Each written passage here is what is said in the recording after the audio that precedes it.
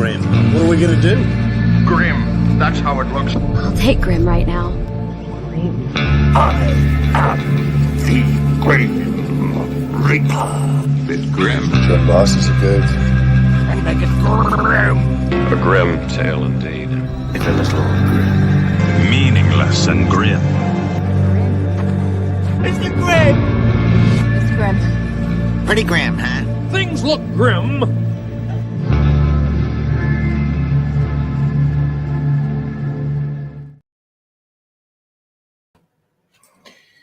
Evening all. Right, so tonight we are playing Strange Machine Games version of Robotech. You may be familiar with Robotech from the animated series, or you may be familiar with Robotech from the Palladium version of the RPG. This is the antithesis to the Palladium RPG.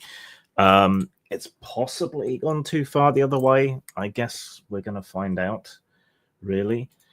If you don't know anything about Robotech, in 1999, a weird alien battle cruiser crashed onto the Earth after destroying a whole bunch of cities and things. And then we reverse engineered the technology, which gave us robotechnology. And as we would later discover, protoculture, which made mecha and all kinds of other technological advances possible. However, we also found that the ship had been constructed for the use of some kind of giant alien creature, and that's a large bit of what prompted the development of robotechnology and the various transforming fighter craft and big stompy robots and everything that we have. Then, after the ship had been refurbished and back engineered and everything, it was due to be launched from Macross Island, which is where it had crashed. And then a whole bunch of these giant aliens in an enormous war fleet turned up in the orbit of Earth and attacked. The ship disappeared in a big flash of light, and people left behind on Earth don't really know what happened after that. But most of the aliens left, leaving behind a rear guard, and that's as much as anyone knows, really. I'll explain how things are a bit more once we actually start the game. So system-wise, it is a D6 dice pool system. So you need handfuls of six-sided dice.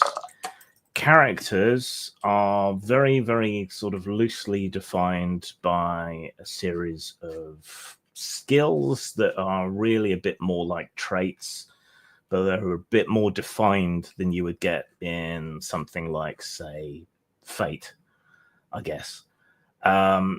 So, for example, a character might have ambush tactics as a skill, and they might have that at a rating of 2.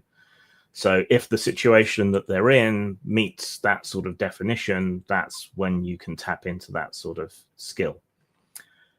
Despite being very narrative, it is quite tactical as well. Turns follow quite a set order when you're in combat, and you build a dice pool. So you combine up to 2 of your skills and any applicable equipment you might have. You can throw into that mix as well. One thing, and you have talents, which are sort of minor rules bends and tweaks and changes that come from your character.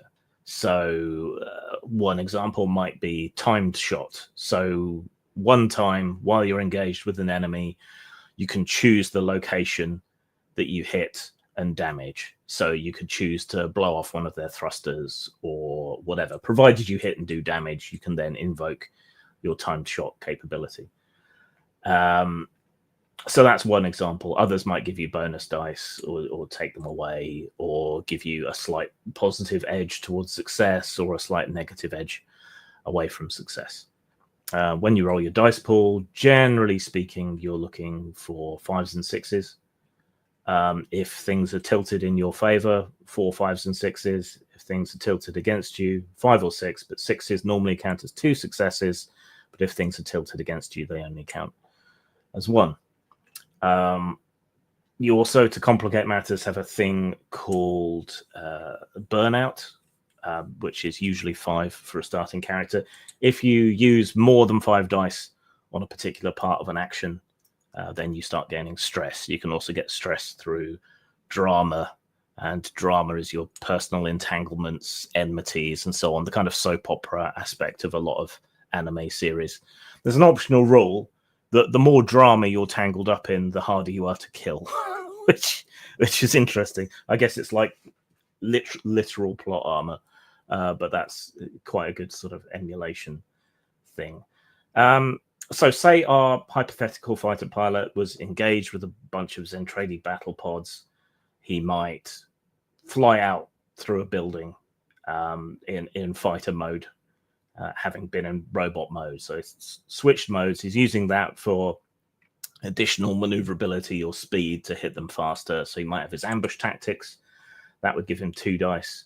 Another skill, all right, he's good with all the weapon systems, so maybe he has man-at-arms at 2, so that would give him 4 dice, plus the transformation bonus for the maneuver, so that would give him another 2 dice, and then whatever weapon he decided to use. So maybe he decides to use missile packs. Everyone loves Robotech for all the little mini missiles they launch, so he decides to fire off a bunch of those.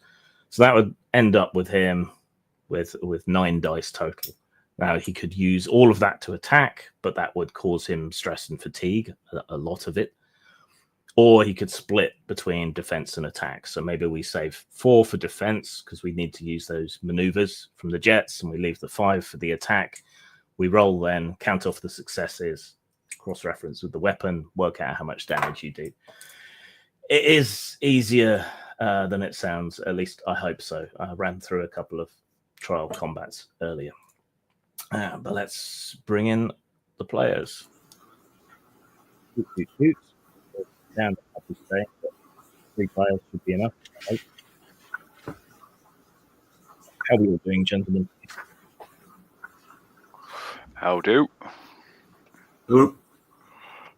Okay, so can you give us a very brief, because you haven't had long to look at your character sheets, introduction to each of your characters?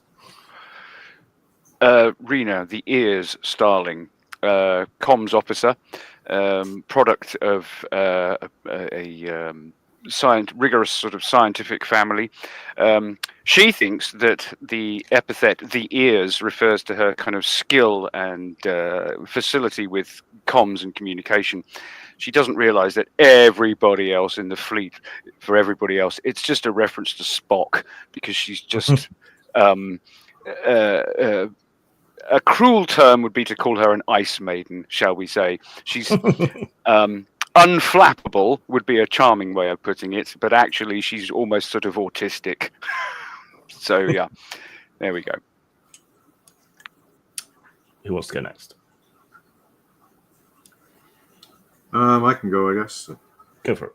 So, Captain Locke here. He's a seasoned RDF officer. Rose up young through the ranks, and was pointed out for his tactical brilliance and ruthlessness in combat. Though he's driven to have a revenge against the Zentradi for killing his family. So it's kind of interesting. Yep. And Caden? So I'm Caden Glider Waverley. I'm a young Veritech pilot who's starting to get the 1,000-yard stare from being at war. Deciding that the enemy seems more human than alien, and it's taking its toll on me. Okay, so quick introduction then. So it's not long after the Battle of Macross Island. You were all present there, originally supposedly for the launch or relaunch of the alien battle cruiser that had been re-engineered. Before it was even able to take off, news came in that there were a bunch of other different alien battle cruisers appearing in orbit around the Earth. And then not long after that, several of their ships began to descend in an apparent attack pattern towards Macross Island. Without warning, the ship powered itself up. The hull split in two, and the main cannon went off and annihilated a couple of these alien battle cruisers while they were still in orbit. It also carved a huge trench through the island, destroyed part of the city that had grown up around the wrecked battle cruiser during the reconstruction, evaporated a whole bunch of ocean, and then flew off the side of the planet to destroy these ships. Then a whole bunch of these alien battle pods and things descended on the city. Everyone was at full sort of battle stations. Other spacecraft that the Robotech Defense Force had cobbled together in orbit were rapidly destroyed, along with most of Earth's defenses. Everyone scrambled. They tried to get the main battleship to take off, but this is alien tech that we didn't really understand. So when they activated the anti-gravity system, it tore itself free of the rest of the ship and flew off into orbit by itself, forcing everyone to use backup chemical thrusters and other means to try and get the ship into orbit, which didn't work because it's too big and too heavy, and at that point was too damaged.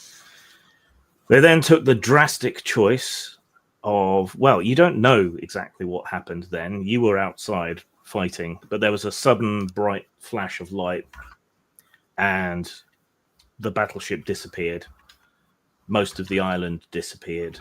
A whole bunch of the enemy aliens disappeared, and a whole bunch of your companions from the RDF also disappeared. You were left behind at the edge of this enormous crater that was left and forced to continue to fight the remnants of the Zentradi and their forces that were still coming in constantly. Can the rest of you hear me okay? Or is it just Mal who's having issues? I think it's Mal. I'm good. Okay. Yeah, I can hear you fine. Oh, we'll manage. Hopefully we won't lose him. Okay. Where was I? Oh yeah, ship disappeared, fighting. At the end of the fighting, battle weary and exhausted, most of the alien forces left, leaving behind a rear guard in orbit around the planet. They've been there ever since. They've been launching occasional attacks on obvious military targets on the surface. You were shuttled away from Macross Island, hidden in civilian ships, and deposited on a military base in Japan. And it's been several weeks now, and you haven't been allowed out. You've just been kept in a bunker without being told much of anything, along with a whole bunch of other survivors from the events at Macross Island, Wolf Squadron, and a whole bunch of other civilians and other military people have all been basically locked up down here. And you're beginning to suspect that it's not just to allow you to rest and recover or to allow you to hide, but they're hiding something from you, perhaps. Mal, is the sound better now? Are you okay?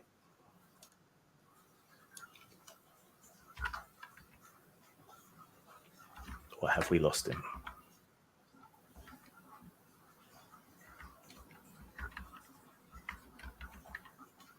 I would hate to have to stop. Can it be run with two people? We can try. We shall press on then. Okay. So yeah, it's been a few weeks. You're all starting to get a bit stir crazy. Yeah, there goes mouse connection. Okay, so you too are starting to get a bit stir crazy, stuck down here. Other people are incredibly bored as well. You're not being treated like prisoners exactly, but no one's telling you much of anything. The ration packs are starting to get a bit boring and repetitious. There isn't a lot to distract you in terms of, entertainment or anything. It's all a rather slipshod operation that has kept you down here. So you're sat on a couple of old bunks left over from the world conflict that was interrupted by the arrival of the battle cruiser.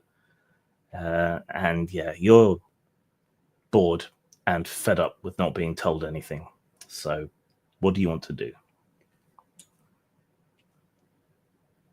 Is there any way out of this place? You remember the way you were led in. So down here, it's a warren of storerooms and bunk rooms and underground hangars and so on, all hidden beneath Tokyo. There was an enormous power lift that brought you down here, but you think there's also a gantry for people who to walk up out of here, but it's so deep you don't much fancy the climb. Could I get in the power lift?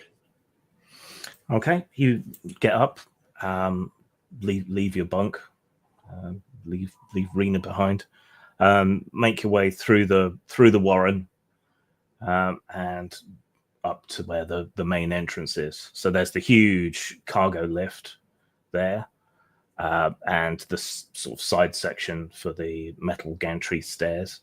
But there's also a few guards on duty and some sensor pods, both of which immediately twist around and sort of lock onto you with their unblinking robotic eyes. The Marine on duty sort of steps forward and holds up his hand. We're still on security lockdown, sir. I just thought I'd go and get some fresh air. Sorry, sir. Back in about 10 minutes.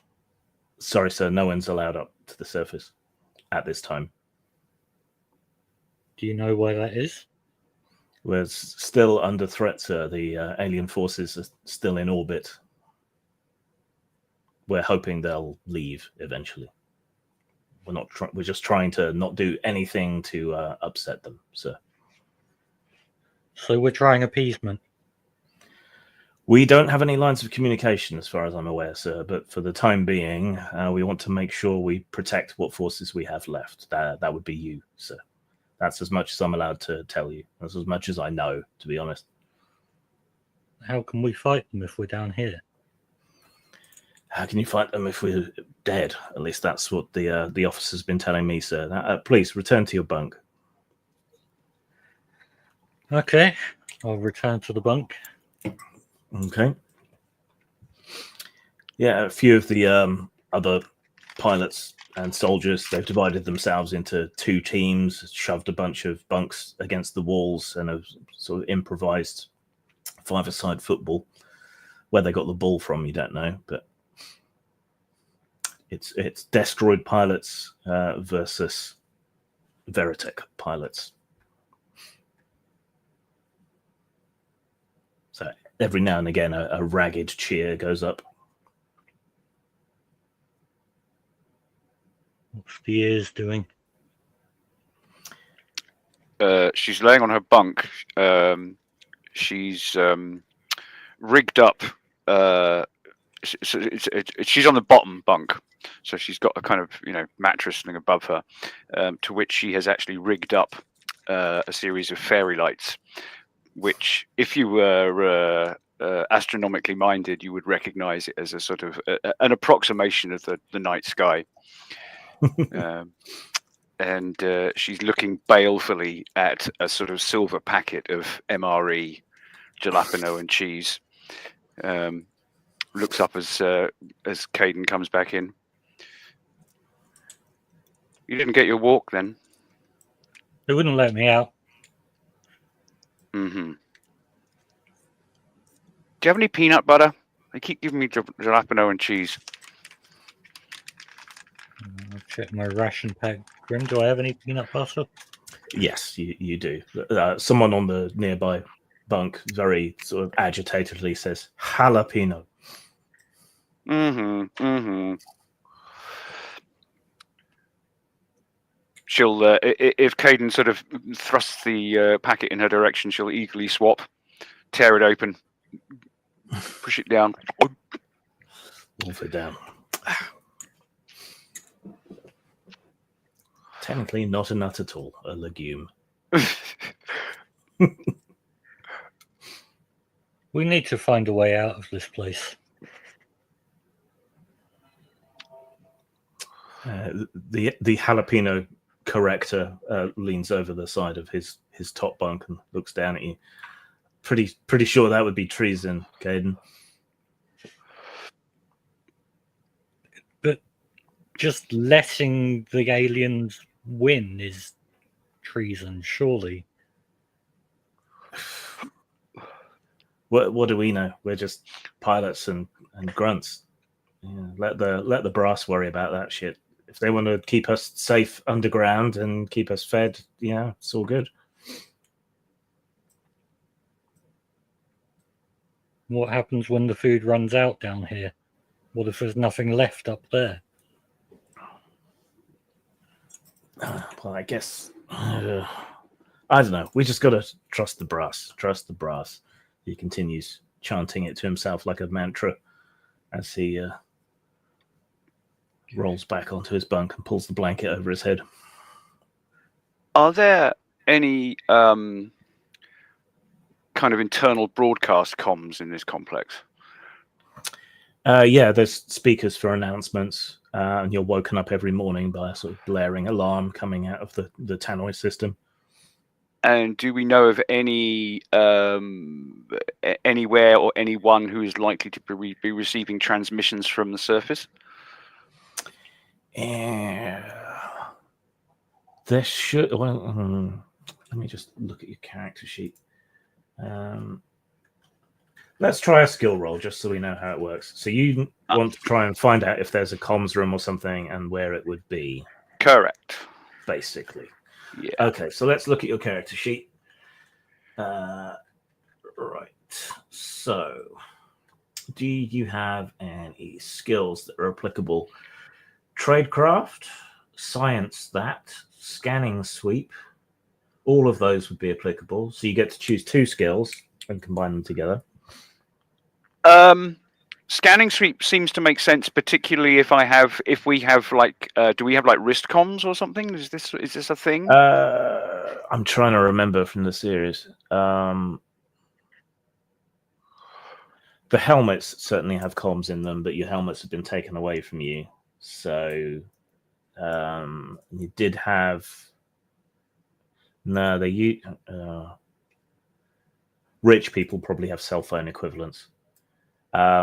In the interior, there are, because you're underground and radio waves don't travel too well through concrete, there are wired in sort of communications points here and there throughout the complex.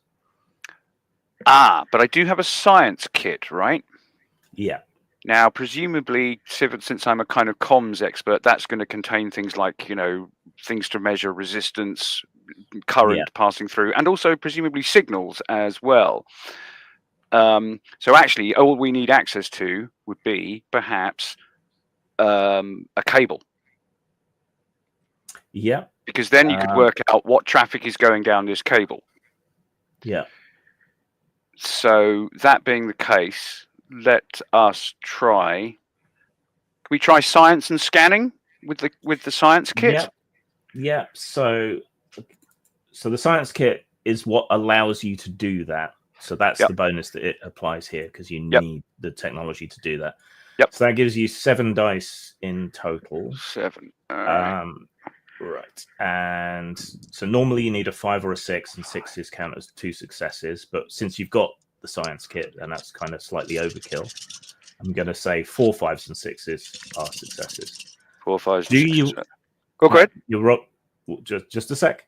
So that's 7 dice, which is 2 over your stress. Your stress level, yes. Your burnout. So what say we split that and put 2 dice into avoiding being detected? Yes, that makes perfect sense. But actually, given her slightly sort of anal and autistic nature, let's split that 4-3. So 4 for the success, 3 for the countermeasures. Okay, so 4 for the successes. Okay, so that is 2 4s, a 5, and a 6. So that's what, 2, 3, 4, 5 successes. Yeah, so that's an outstanding success. Yeah.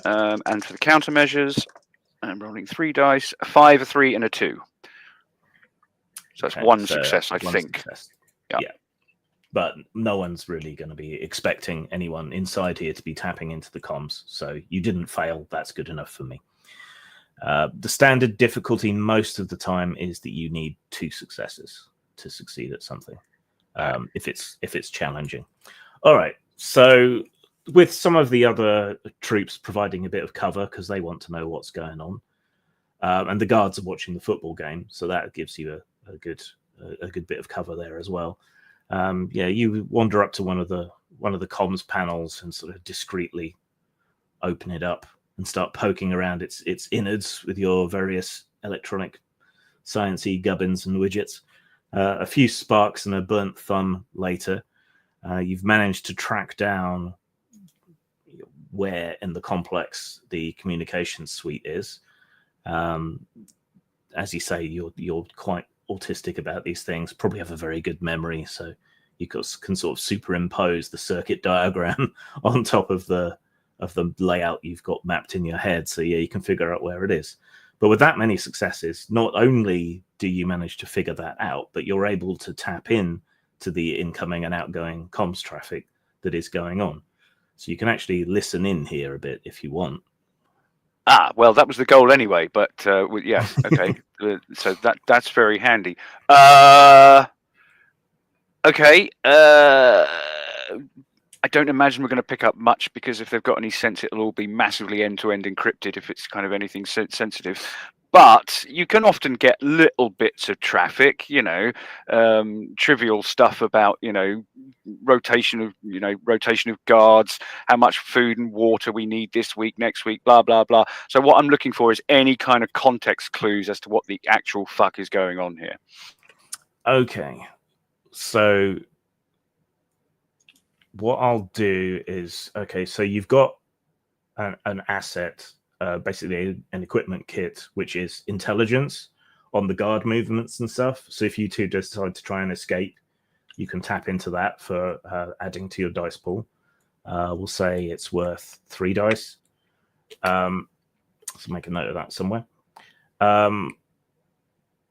So listening into the bits that aren't encrypted, a lot of people are worried. There's sort of general talk about attacks. You pick up on some sort of discontent about whatever cover story they've used. So yeah, quite a bit of sort of dissension in the ranks and dismay that the brass are being so cautious, possibly overly cautious.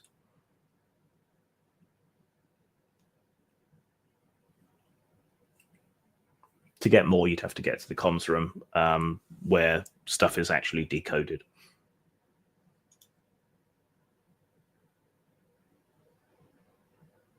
And if I have the geography of this, essentially we're in a kind of barrack room, aren't we? Yeah. And the barrack room leads out presumably to a corridor, and we know the corridor eventually leads to the goods lift.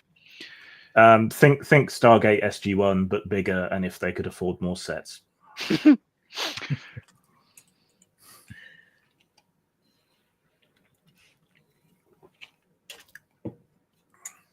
Well, you're right, Caden. Something's definitely not on the up and up here. So what's the plan? Do we get out of here, or do we hang around and see what happens?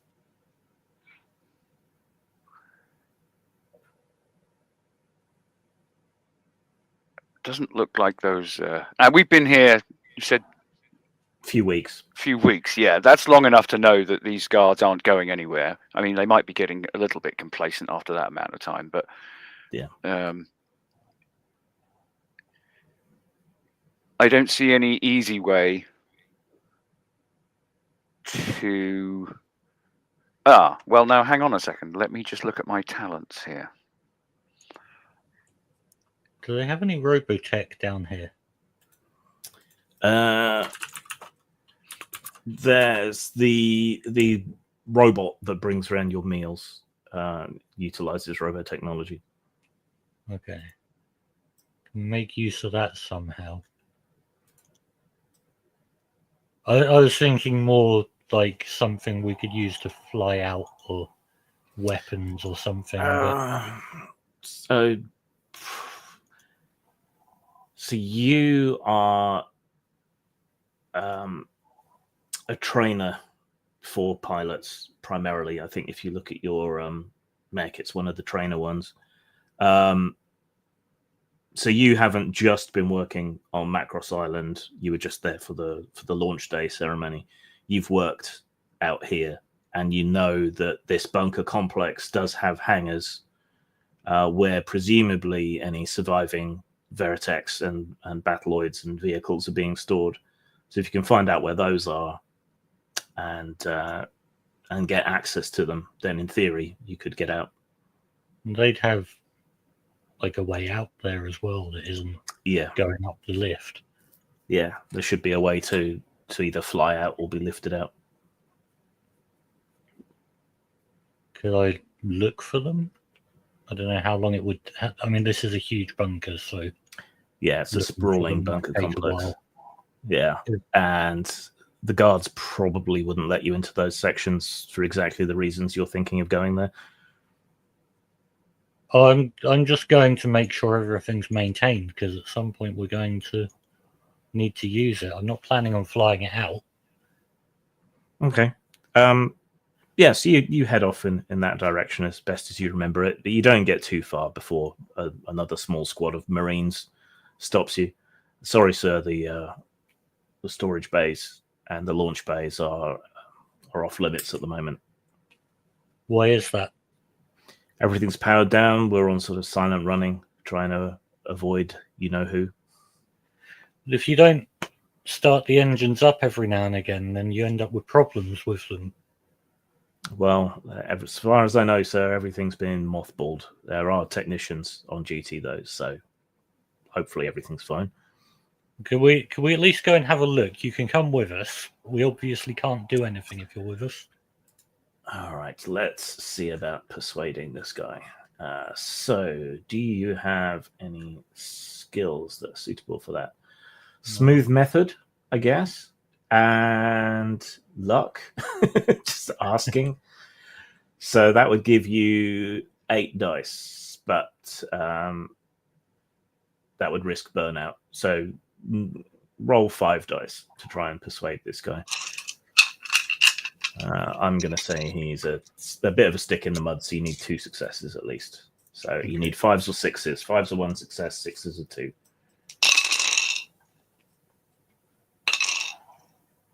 No, I got no successes. All right, he looks like he contemplates letting you through for a moment, and then sort of comes to his senses and says, "No, sorry, sir. Everything's, everything. We're up against an unknown quantity. Everything's locked up tight. Let me escort you back to your bunk." How many of them are there? 3. Do they look like we could take them? They're not in full combat armor or anything. They're just in their sort of regular uniforms, berets. They do have batons with them, though. If you and Rena both attacked them, you might be able to take them or get past them.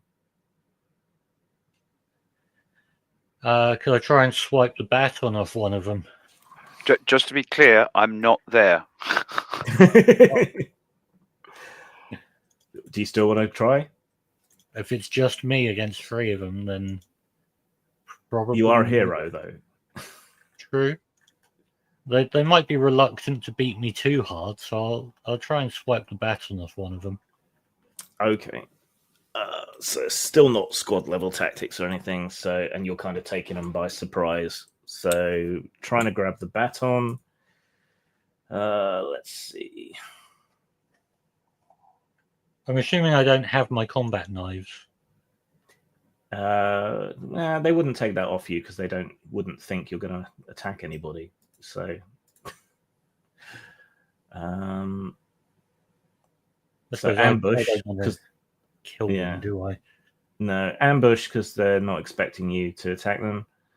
And man at arms. So that gives you 4 dice against them. Okay. And I will use the squad or swarm rules for them. I've got one success. Okay, well, they got 6 successes. All right, you go and reach for his baton, and they're on you immediately. You're soundly beaten. So if this was the anime, we just see you reaching for the baton, and then a sort of oof as your knee in the stomach. Then it'll fade to black, and then fade back up, and you're in your bunk covered in bruises, a swollen cheek, and a couple of sticking plasters on your face. But don't worry about actually taking any damage. They took you down handily. Rena cocks her head as she comes swimming into focus for you. That would be a no, then, would it? Yeah, they wouldn't let me in there. Mm-hmm.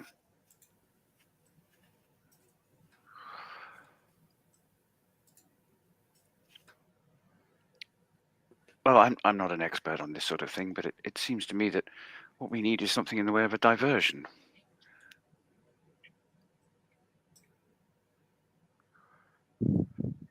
You have anything in mind? Well, it occurs to me that we've got to tap into their surface level comms.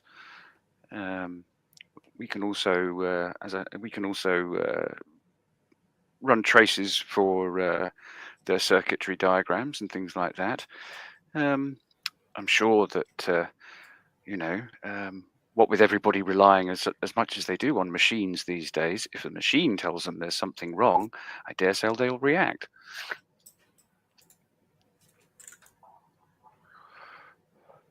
Be very nasty if a fire broke out underground, for example. Yes. Yeah, I mean, we don't want to actually kill people, though. No. It's not a real fire, dear boy. It's just the alarms going off. Oh, I see.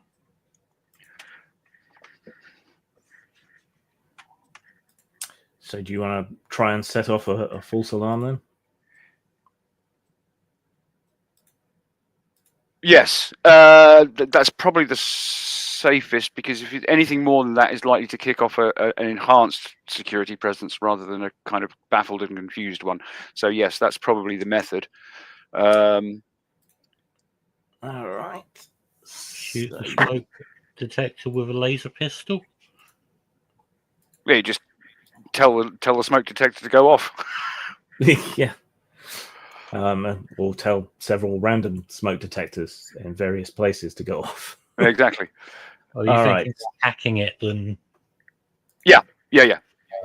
Given your skills, I don't see any problem with that. So the same roll as last time, Okay. including the divide to avoid detection. Yep, we'll split it 4 and 3 again. So yeah, 4 and you have the success on. advantage again. So 4 or 5 is 1 success, 6 is 2 successes. All right. So You need You 2. hack the elevator to get us out of here. I'm not going to be happy. Everyone knows elevators are unhackable. Yes, exactly. This is just law now. Okay, so a 6 and a 4 for 3 successes on the attempt, and for any kind of countermeasures and not being traced back to me, 2 successes, 2 4s. Okay, so both beat 2 successes, which is the standard under pressure difficulty. All right.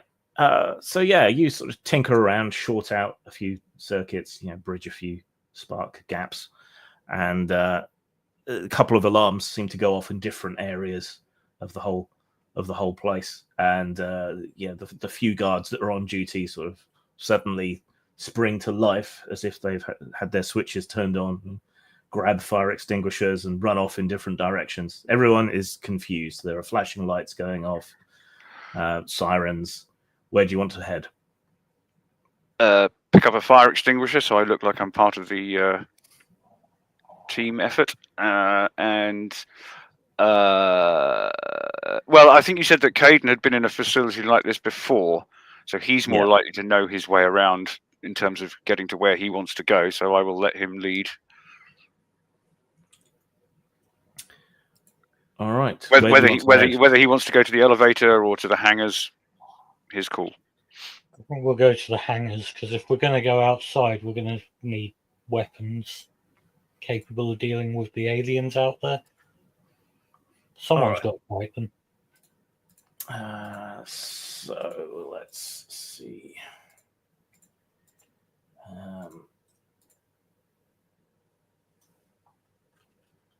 All right, so this is a joint action between the two of you. It's still not really combat, but you've got the distraction of the alarms and everything else. So what you could do is have Rena roll for. Well, no, you already rolled for the distraction, and you got 3 successes, I think. So you can loan one of those successes to Caden, and then Caden will have to roll to get you to the right place without running into any trouble. So for Caden, then, smooth method probably works. Wing and a prayer probably works. So that's well over 5 dice. So yeah, just roll 5 dice because you don't want to burn yourself out.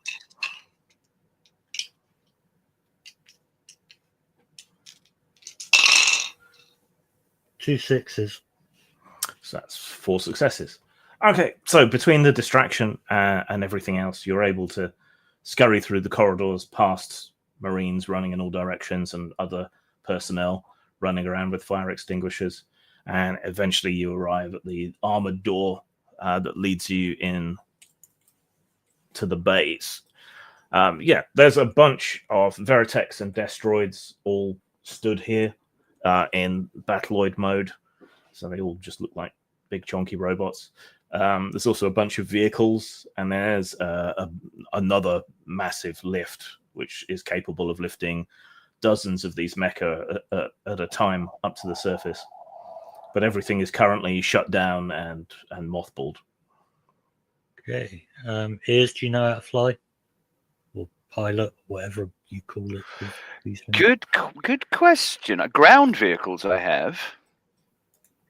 Yeah, you can't, I don't believe, pilot mecha. However, if you can find Caden's trainer Valkyrie, they're one of the ones that's designed for 2 people to sit in. So you can have a pilot and navigator or electronic warfare officer. Let's see if we can find that then. Okay. Well, it's your speciality, and plus they're kind of painted bright orange on their body sections, so it's not hard at all to find one. Yeah, you found one. It's in Battloid mode, just sort of stood there at the moment and covered over with a plastic tarp. Okay, quick, get in here before anyone sees us. Yep. So you'll have to climb up it under stress because someone might come and find you. So you're both going to need to make a roll to climb up this thing. So what skills have you got that would be good for that? Does the cover of the tarpaulin provide any bonus on this? I mean, there's lots of handholds and things, so it's just a basic climb. But I think smooth method for you would work. I don't see another skill that would necessarily, unless you want to rush, but then that's not a good idea. So that would be 4 dice for you. And for Rena, Concentration, falling under multi-perk process. Yep. Yeah, keeping your head and slowly and steadily climbing. Yeah, that'll work. So you both get to roll 4 dice. Okay. That asset, that 3 dice escape asset. Yeah. Can we use them one at a time, or is that a one shot? Use all 3 dice. Normally it would be a one shot. Use all 3 dice. But tell you what, I'll let you. No, it's fine. I was just curious. Okay. I don't think there's enough jeopardy here to use it, so that's fine. All right. Okay, so 2 successes. depending on how we're counting successes, a 6 and 2 4s. So just the 2 successes, but that's enough. Mm-hmm. All right. In Battloid mode, it's a bit awkward to get into the cockpit, but you do manage to climb up the side of the mech, pop the cockpit hatch, and drop in. Awkwardly, and get yourselves strapped into the seats by bracing yourselves against the consoles. Caden rapidly goes through all the power-up checks. The turbines start up, the heads-up display comes on, all the little lights on the control panels all come on, and in the back, Rena's secondary controls and various monitoring systems come online one at a time. Yeah, I want to tune straight into all encrypted military chatter. Yeah, there are flight helmets under the seats, so you can grab those and put those on. Yeah, everything's massively heavily encrypted, and the signals aren't particularly strong. And you realize you're only really picking up relatively local signals, and on more primitive radio signals rather than the high capacity and so on ones. So that suggests to you that most satellite comms has probably been knocked out, and they're stuck using primitive radio. But then hopefully the aliens are so advanced that they won't even think of checking those more primitive bands. Yeah, it doesn't actually give you that much more insight.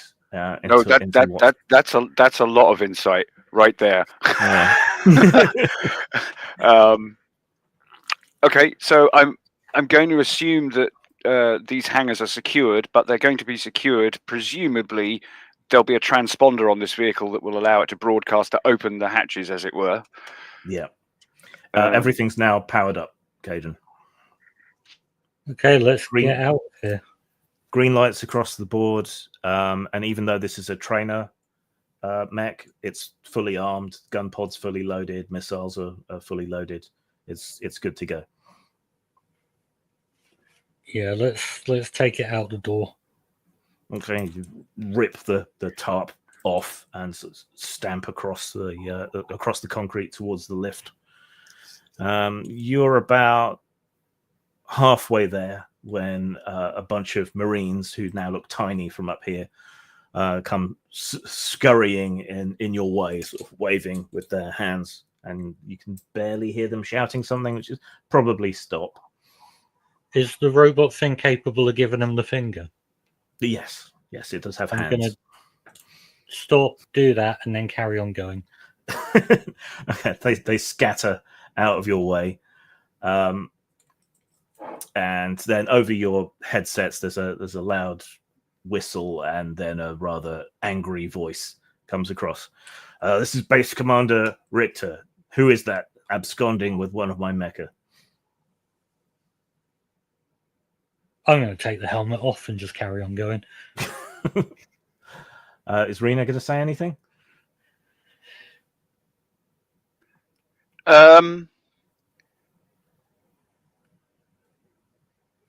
Yes, the people who are absconding with your mecha are the people who aren't going to sit and hide in the ground like rats anymore. God damn it! If you give us away, they could destroy everything we've got stored up here. Well, you better get them warmed up and ready to go, hadn't you? Power down your Veritech and return to storage. That's an order.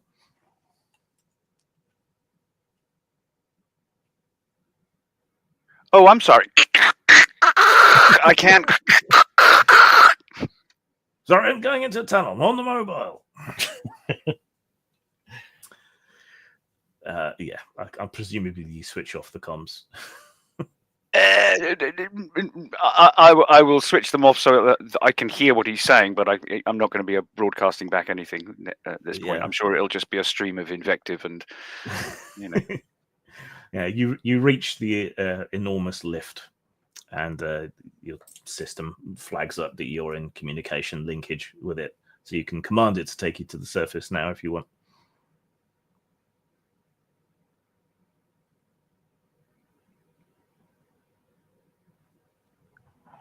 Well, you weren't just going for a short stroll, were you?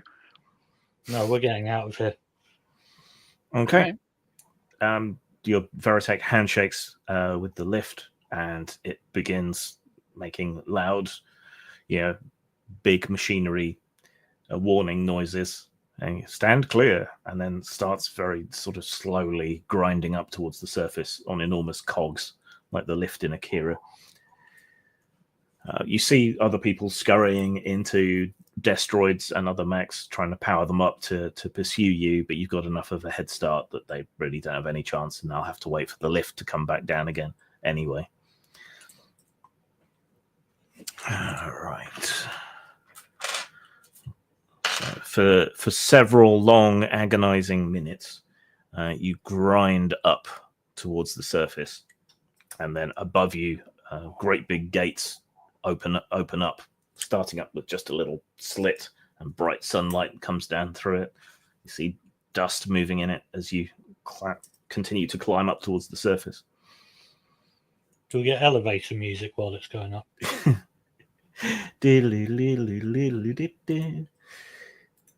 All right, you emerge out blinking into the light. The above ground base that Caden remembers has been partially wrecked. There's a few burnt out military vehicles and so on around.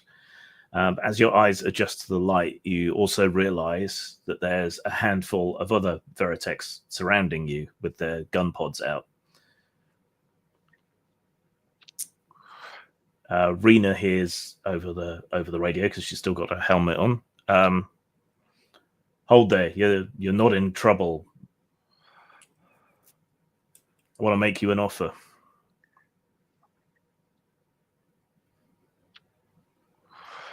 Now, the unfortunate thing about having an autistic person as being your sole means of communication with the outside world is their apparent inability to judge sincerity.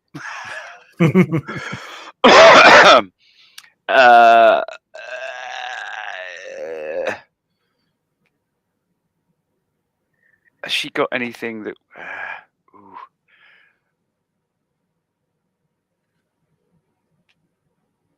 No, everything she knows so far tells her this is not to be trusted. How long does it take to transform into like plane mode? Not long at all. Like, you can do it mid-combat. Like, Okay, so we could probably do that and leg it before they get a chance to... Straight up, baby, straight up. Yeah? Yeah.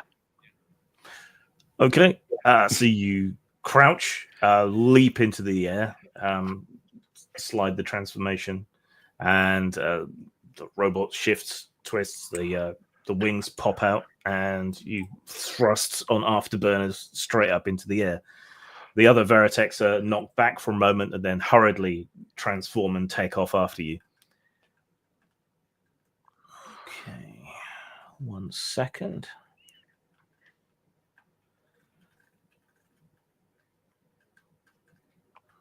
Yeah, so damaged Tokyo rapidly shrinks beneath you as you rocket up into the air. Rena's not so experienced in this sort of thing. No, but she is extraordinarily. She's kind of almost bouncing up and down in her chair with excitement at this point. Yeah, so according to the radar, they're coming up behind you fast, but you've got a head start on them. And he's still trying to radio through, saying, "Whoa, stop. We just want to talk. We've shown initiative. I want you for a mission." What exactly do they want from us, Ears? They're not shooting. They're just trying to trick us. They just want to stop us. All right, you punch through the cloud cover, and shortly after, the rest of them punch up out after you. You're picking up a second cluster of pings on the radar in the back, Rena.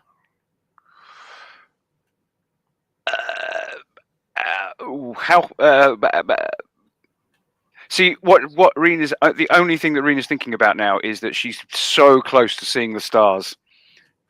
Just a few more tens of thousands of feet, and we'll break through the troposphere and we're away. And that's her kind of guiding inspiration at the moment. So I will tell Caden, since it's obviously a matter of tactical necessity for him to know that there are other contacts on the board. but it'll be a sort of a trivial. There's a few more contacts on the board, and I'll give him bearing, direction, and distance, and so on and so forth as I'm able. But really, she's all about just seeing the. She's really just about seeing the stars. Yeah. So the Veritechs, unless they have boosters, aren't quite powerful enough to take you all the way into orbit. So you're starting to, lose climb speed and power already. When rocketing out of the east comes a cluster of greenish-colored ships, pods, enemies. You recognize these as being the Zentradi enemy pods. So they've just got 2 legs and a pod section that the pilot rides in. Let me find an image for you so you know what you're up against. So if we've just gone straight up and these things are coming towards us, if we blow them out the sky, they're going to land on the bunker. It's safely underground, though.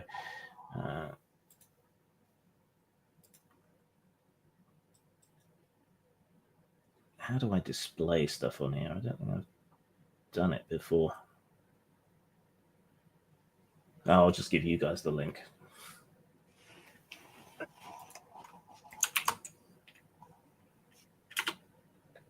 Zentradi battle pods. But yeah, so there's a bunch of those closing in from the east at high speed. So let's have our first proper combat, shall we?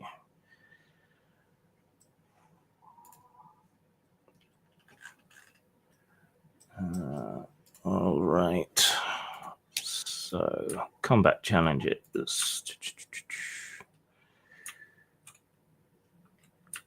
All right, so I describe the combat arena or its most obvious elements. Well, you're in open sky above the clouds. A swarm of Zentradi battle pods is approaching from the east, and a bunch of ostensibly allied Veritechs are coming up from below you. So the first step in a combat turn is the communications phase. So basically, each of you can say something, generally starting with the commanding officer who says what they want to do, what they want you to do. But I think Rena's special ability lets you do that. Yeah, it's called an element. Does that basically mean it's always on? Yeah. Yeah. So basically, we get to have 2 comms phases essentially. Yeah. So, but Caden is in charge of the mech and is probably the ranking officer. So, Caden, you get to describe what you're planning to do, and you can ask Rena to do what you want to do. So I'm going to shoot missiles at these things. I'm not sure what Rena would do to help with that. I don't have the stats for this vehicle in front of me. Does it have anything in the way of chaff or anything like that? Let's have a look.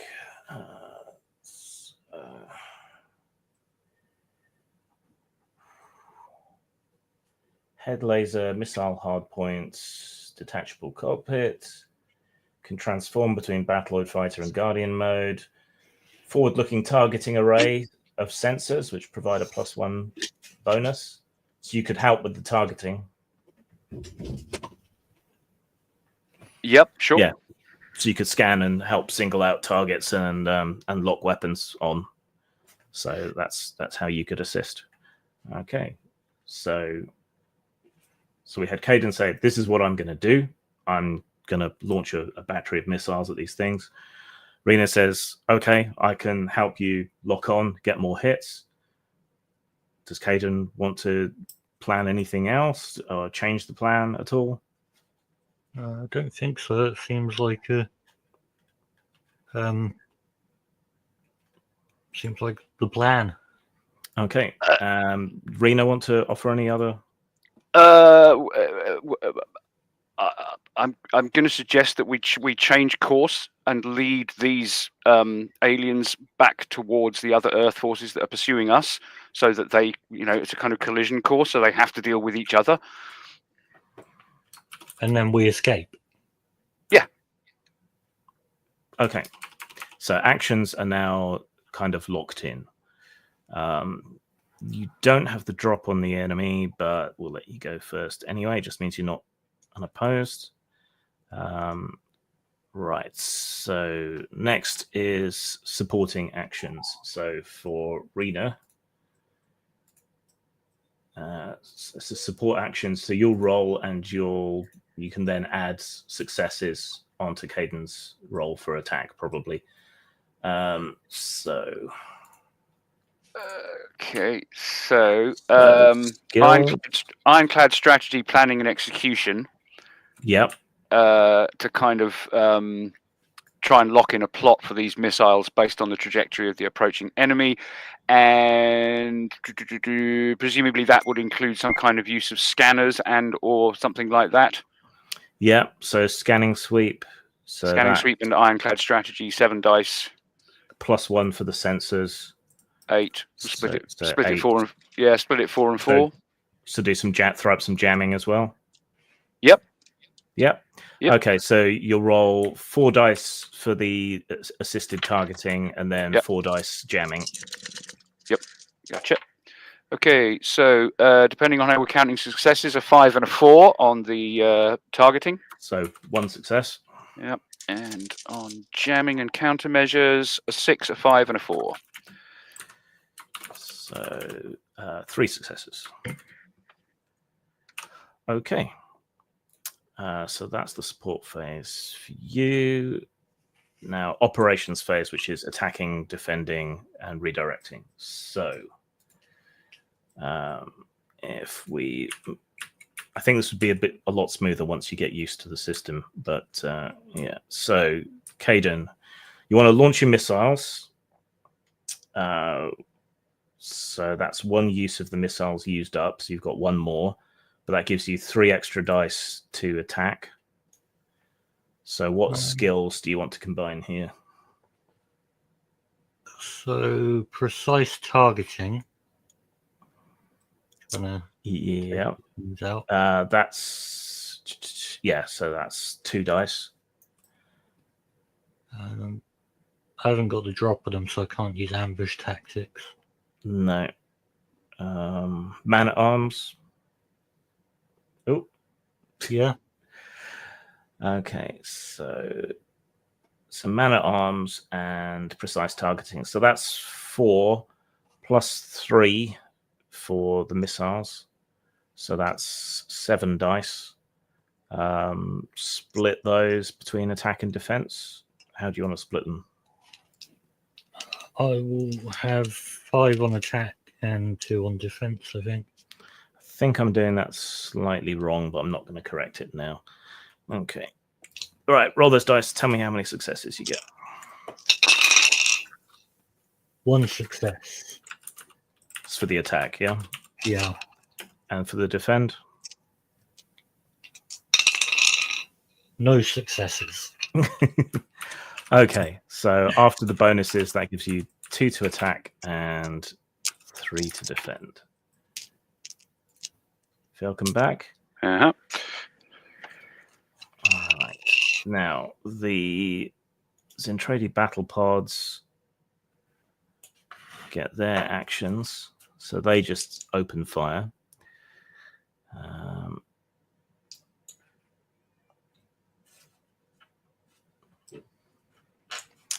They're not going to use their artillery, so just their cannons for now.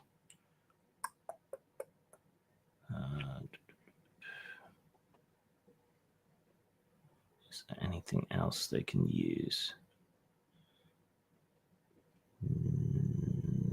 No. Okay.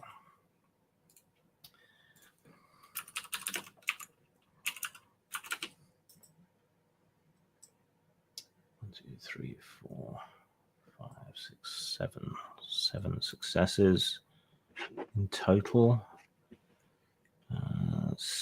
No, I should have split that first, shouldn't I? Damn it. Okay, reroll.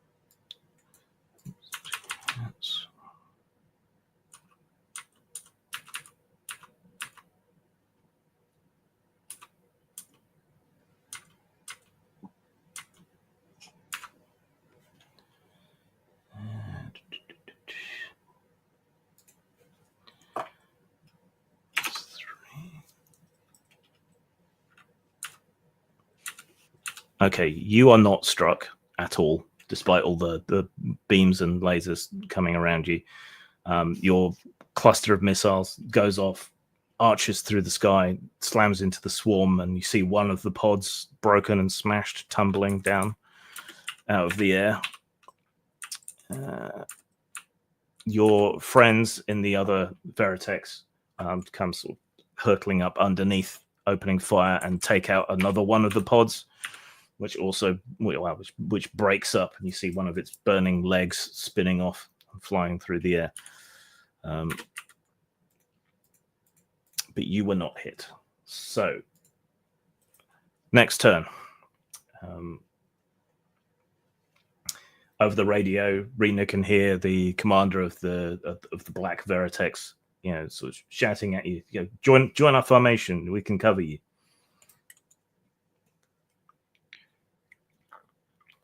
They're requesting. Oh, fuck this! Just flick the comms onto fucking broadcast in the cockpit. Let's leg it. How many of these pods are left? 8. Ooh, and we only took out one each in one round. Yeah. And how many of our guys are there? 5 and you. So 6v6. And we know enough about the enemy to know this is the real enemy, right? Yeah. Because you did fight them before. You've seen these pods. Yeah. We can't leave these guys. Oh, fuck it. Okay, let's shoot more of these things. If the request to join our formation has a mechanical application, then I suppose we should do that. You can do. Means I can then roll for them to defend you or whatever else. Yeah, but Caden's the pilot. His call. Yep. Yeah. Sounds good.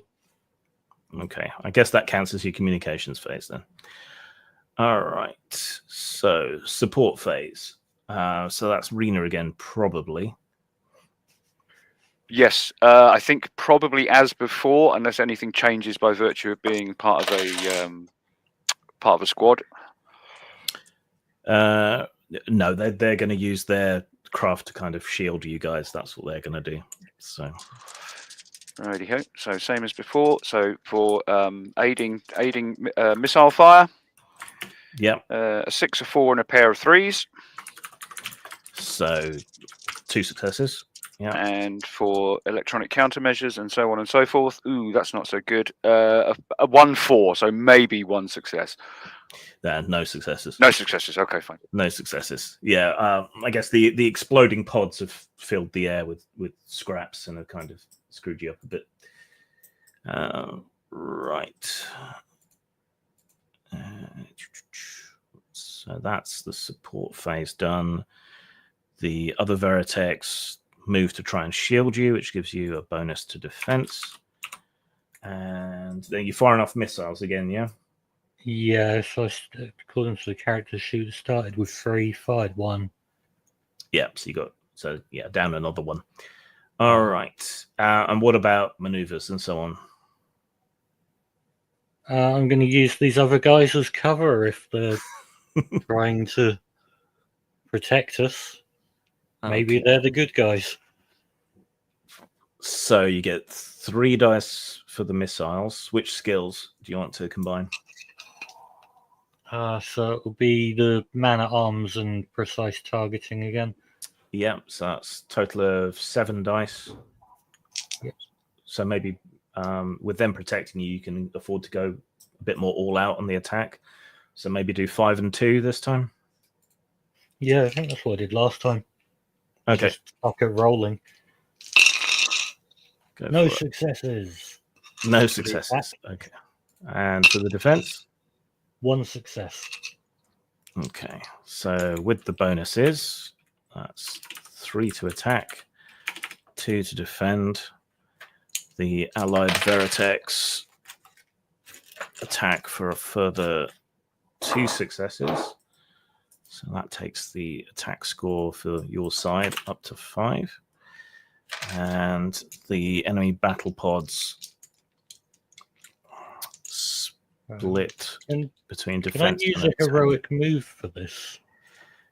You can try that next turn if you like. Okay. So heroic moves basically let you ignore the normal rules in one way or another to give yourself a little bit of an advantage or extra dice or combine effects in some way. 2, 3, 4, 5, 6, 8 dice. So the enemy battle pod's got a grand total of 1 success, which fails to hit anybody with anything. And got no successes on defense. So that's another 2 of them destroyed from the barrage of missile fire and gun pods. Yeah, these other Veritechs seem to be quite experienced pilots, quite effective. They managed to ward off a couple of missiles that were headed towards you and take out another couple of pods. But now you'll sort of fly through each other. Another one of the pods is hit by wreckage and begins to smoke, and then you have to kind of come back around and approach each other for a second time. So heroic moves. Let me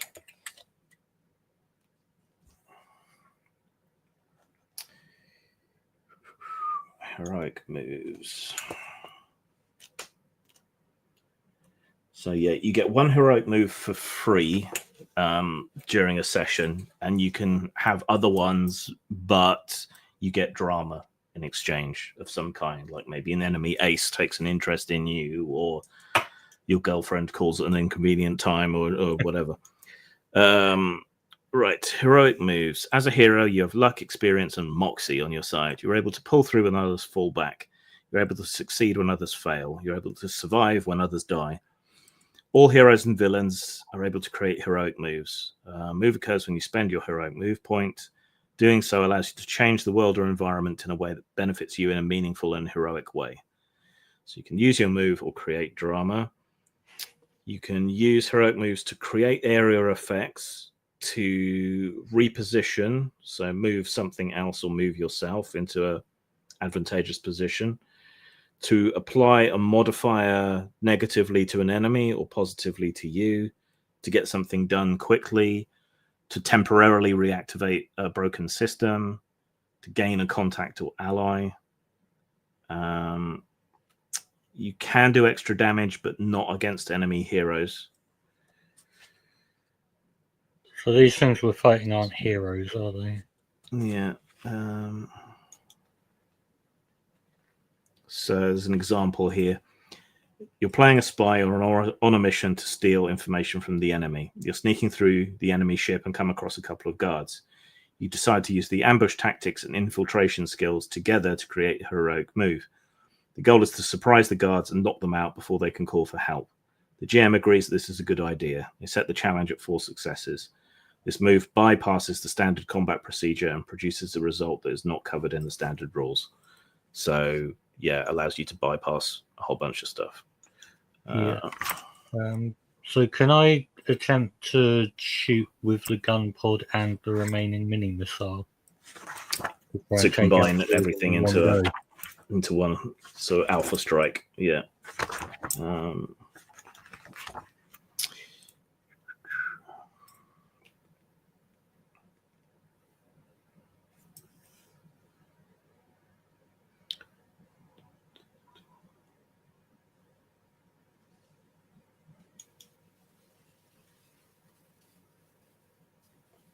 Probably all moot because I'm not going to roll any successes. Yeah, stop thinking of things in terms of elevators and maybe you'll hit.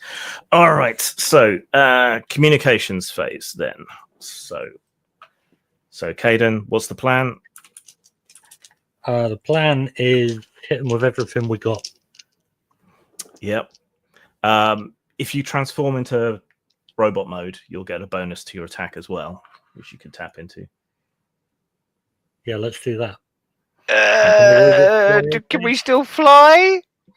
You can you can hover in space. You'll probably start falling, but this is what makes it a heroic move. Right? As long as we turn back into a plane before we hit the ground, it's fine. Yeah. Well, it'll be fine. All right. So that's your plan. Rena's contribution was, whoa, can robots fly? Caden reassures Rena that they can. And then otherwise, I guess, targeting and electronic warfare.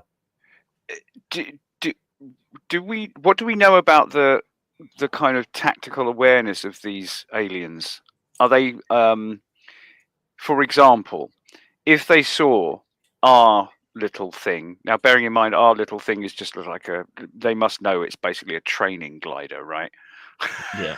compared to these other things that are notionally on our side right now. So they wouldn't care if we just started emitting smoke and slowly falling. They'd just go, oh, scratch that one, turn our attention to the others, wouldn't they? Yeah, but probably. They, from everything you saw, they tend to use quite simple and brutal tactics, wave attacks. They fight like Russians.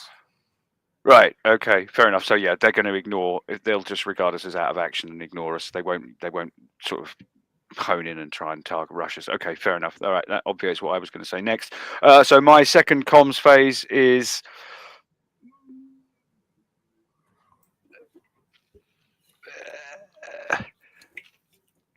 If we're going to do that, then we're going to be slower. We're going to be less maneuverable. So I am going to. You're on your own as far as a fire solution goes. I'm going to be all in on defenses. Okay. All right. So in that case, we move to the support phase. So hearing your plan over the comms, the Black Veritex move to total defense of you as well. So they get 5 successes. So you'll get +5 defense, which means you're incredibly unlikely to be hurt. But they might be. Right. So now make Rena's comms roll. Yeah, so I'm not split. I'm not going 8-0. So I'm still spending 3 on the targeting, but only 3. And as it happens, that is 1-5.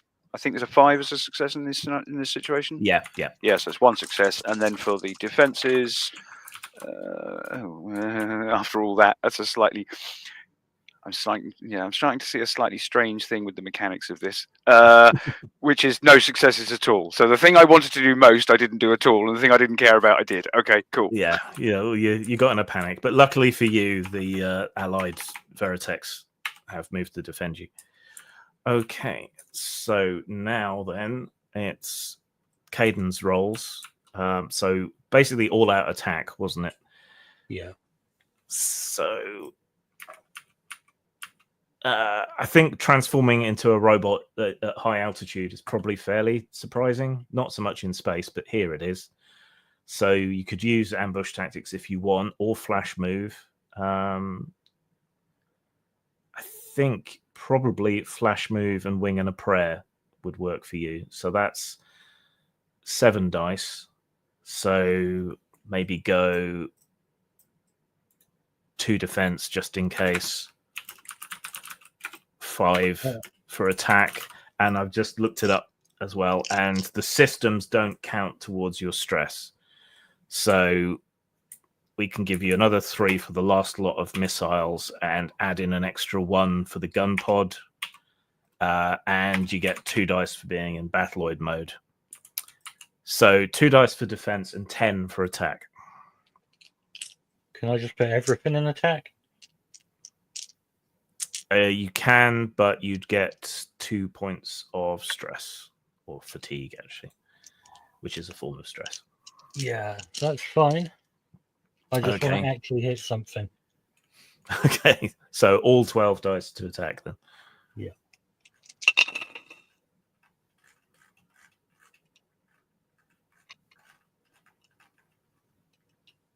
Ten successes. Okay. Right.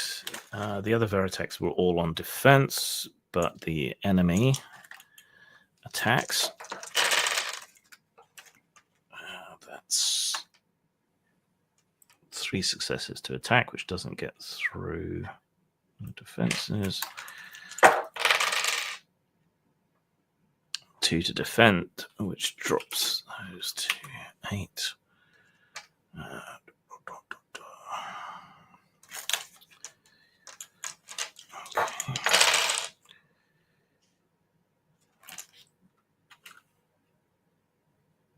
Okay, another 3 battle pods are blown out of the sky from your enormous assault as you start to drop and plummet out of the air. Their blasts mostly go wild, but one of the allied Veritechs takes a hit and smoking starts to spiral out the sky as well. The remaining 3 pods turn and activate their thrusters and start to retreat at high speed.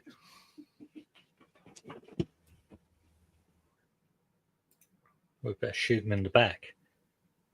Because that's the heroic thing to do. Well, yeah. Do you want to transform back into jet mode first? Probably a good idea. Okay. Yeah, you're currently not particularly aerodynamic, so you rapidly transform back into jet mode with the gun pod underslung. Your missile batteries are all emptied, so your plane's a lot more maneuverable now. The other Veritechs have already taken off in pursuit while you were transforming, and between you all, you managed to gun down the last 3 pods before they get away. Crackle over the comms, which are now on loudspeaker because Rena switched everything to speakerphone. Nice flying, kid. Yeah, so who are you? Colonel Wolf, I want to recruit you. You showed initiative getting out of there, and you've shown your combat chops here, fighting that enemy unit. Need you for a mission. Okay, I have questions. All right, can we go and land first? No. I like your kid. You got moxie. Okay, what are the questions? We were being kept in there. What are you doing out here with those? We're conducting limited combat operations against the enemy, as much as we can manage, with the top brass not particularly keen on it. But they've been hitting our communication bases and military installations with hit-and-run attacks ever since they first turned up here. So just to confirm, you guys are traitors. No. In the same way that we are, in that we want to fight the aliens. I don't consider you traitors, but we actually managed to get limited permission. And I want you to join our squad. Okay, so you're allowed to be doing this, but we're not, and you want us to be allowed. Ours is not a reason why. I'm in. Are you okay with that, Ears? Yeah, you know how that quote finishes, right?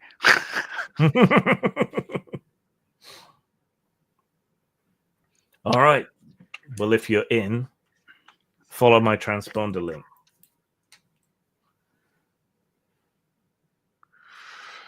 So we're not about to face a court-martial when we land? No, I swear.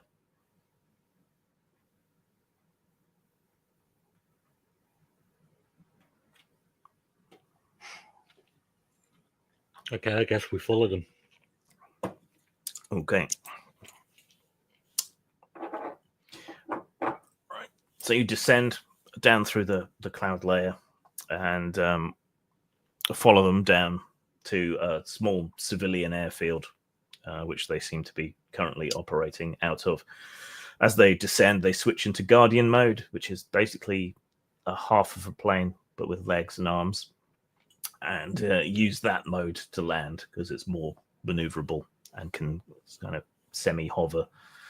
Once they land, they transform back into plane mode, taxi into one of the hangars, and stop there, popping the cockpits and getting out as tech crew in civilian gear scurries forward. Presumably you follow them in? Yeah. Okay. Yeah, so they get out and begin their debrief, and their commander, Colonel Wolf, presumably, looks like a fairly battered veteran of the global war. It's a bit older, maybe mid-40s, maybe even 50. It's hard to tell. You know, deep lines on his face from stress. Wearing a black jumpsuit with a black helmet under his arm. He comes over to you and thrusts out one gloved hand to shake your hands.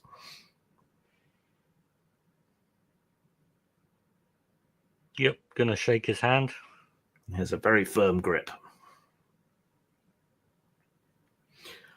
As I said, very, very impressed that you showed the initiative and the capability to get out of the bunker and how you handled yourselves up there.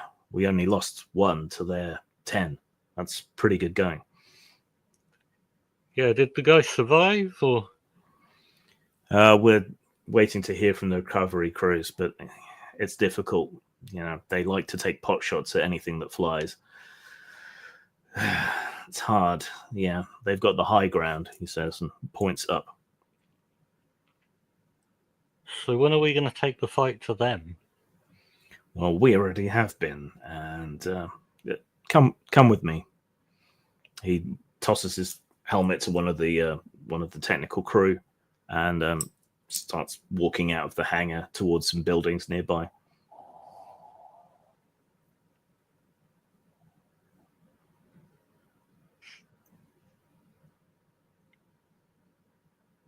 Okay, we'll follow him. Okay, you traipse on after him. A couple of Marine guards, sort of dressed down in civvies, but still carrying weapons, salute him somewhat sloppily. He leads you into a building. It's basically a cube building. You know, it looks like nothing serious on the outside, but inside it's all, you know, high tech and armor.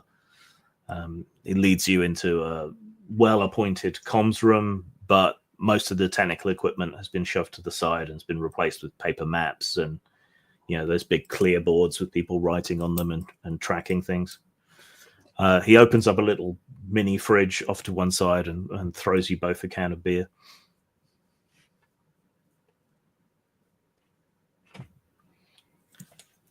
All right. Sit down.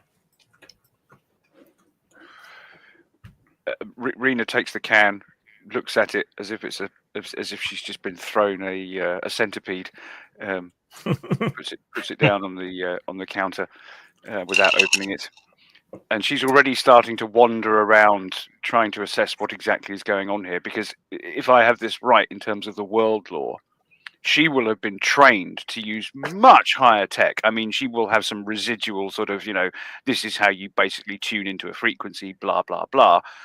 But she's expecting something way different from this 19th century tech, right? Yeah, this is all looking a bit, you know, 1940s Battle of Britain sort of sort of shit. Yeah. You know, one step above pushing little wooden models around on a map using a pool cue or something. Yeah. Why aren't you using the fusion pulse comms? One of the comms officers, another young woman, not dissimilar to you, says, "Well, all that communications equipment that we developed from the battleship, you know, it seemed likely that they understand that technology and know how to tap into it, and so on, and we don't know it as well. So we've gone back to more primitive technology to be safe. Plus, they've taken out 90% of the satellite network." So but you're not listening to them, even if you stay on radio silence. You're not listening. We're trying, but that's being done at a different facility. We're keeping everything compartmentalized as much as possible, so that one loss doesn't hit us all that hard. I mean, most of the advanced technical forces were, you know, taken out at the Battle of Macross, so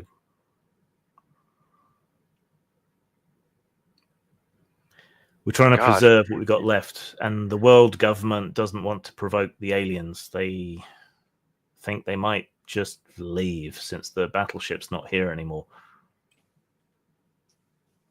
And here comes Rena's autism. She just looks at this officer and just goes, "That's dumb." Wolf laughs and snorts beer out of his nose. Yeah, it is. But, you know, we're doing what we can. Yeah. So they've been taking out any obvious military installations, ocean-going battleships. We've got a few subs and so on left. Most of the robotechnological forces that we have left are now preserved in the bunker that you escaped from. We've got other elements scattered here and there. Alaska base, some units in South America haven't been hit yet, but they've also been taking out our communications arrays every time we try to actively scan or anything, whether it's a radio telescope or whatever else it is that we try to train on them. They just take it out, except one, which is where I think you come in.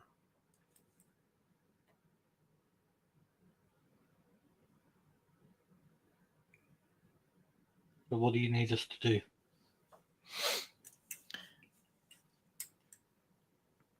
There's a top secret new communication platform built into a bunker on Mount Fuji. They detected it when we tried to use it, but they didn't destroy it as they've destroyed every other system that we've tried to use to track them, detect them, interfere with them in any way. They occupied it. Okay. And that's odd. And we don't really know why. There's some theories going around, but we need to find out why.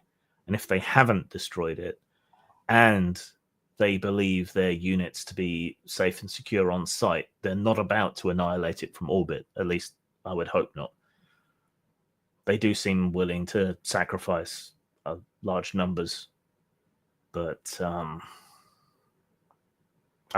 we don't hope that they would do that. We can't really approach it in numbers because we would be detected and destroyed, and it's already garrisoned. At the moment, we're kind of tit for tat, lightning strikes against each other, hit and run tactics.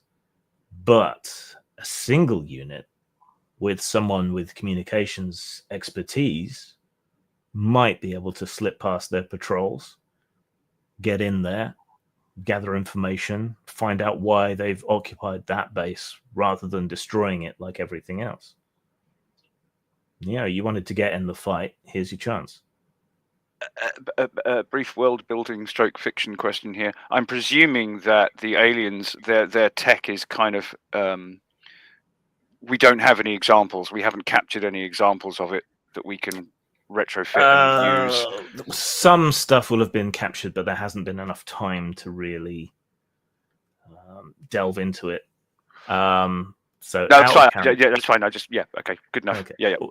All right, good enough. Fair enough. They're not as high tech as the battle cruiser was, but they are more high tech than humanity is. So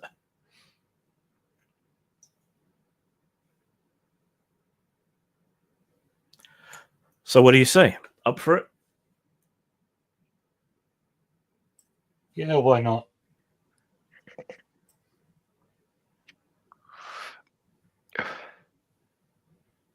Do you have those MRE milkshakes? Sure, we can get you some. You not a fan of beer then? No, it's yucky. Sure, we'll get you some milkshakes. And peanut butter MRE. No jalapeno and cheese. All right. I'm glad you've got your priorities set. All right. So, tell me what information you need. I'll try to scare it up. We'll get your Veritech reloaded, refitted. See if we can scare you up a transport vehicle as well, something that can pass for civilian. They haven't been attacking civilian targets as much. So tell me what you need, and I'll get it together.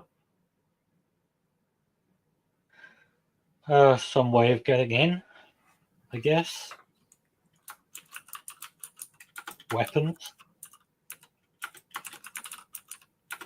Yep. Can we get any additional troops, or is it just going to be the two of us? We can't send any other mecha; they'll be detected. But we can send a squad of Marines with you. Yeah, some Marines could be useful to use as a diversion, maybe. All right, and we'll get you a map of the layout and latest intel on defensive forces. All right. We'll get that sorted for you. Grab some rest, grab some chow, and I'll call for you when it's ready. So actually, let us take our break there now, and then I can generate some of this information for you. And then when you get back, we can do the infiltration mission. Cool. So let's say 15 minutes. Sure. Yep, sounds good. So I'll see you in about a quarter hour.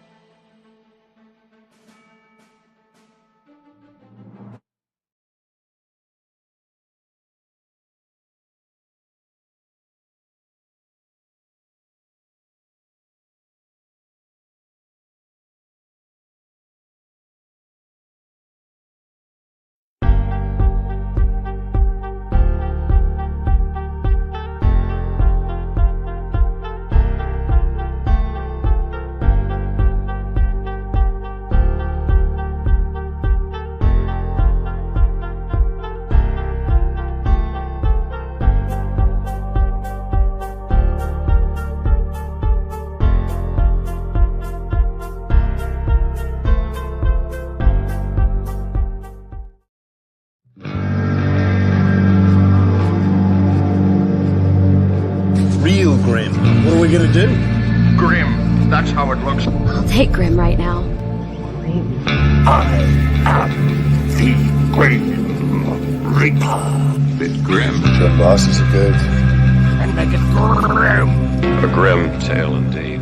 It's a little grim. Meaningless and grim. It's the Grim. It's Grim. Pretty grim, huh? Things look grim.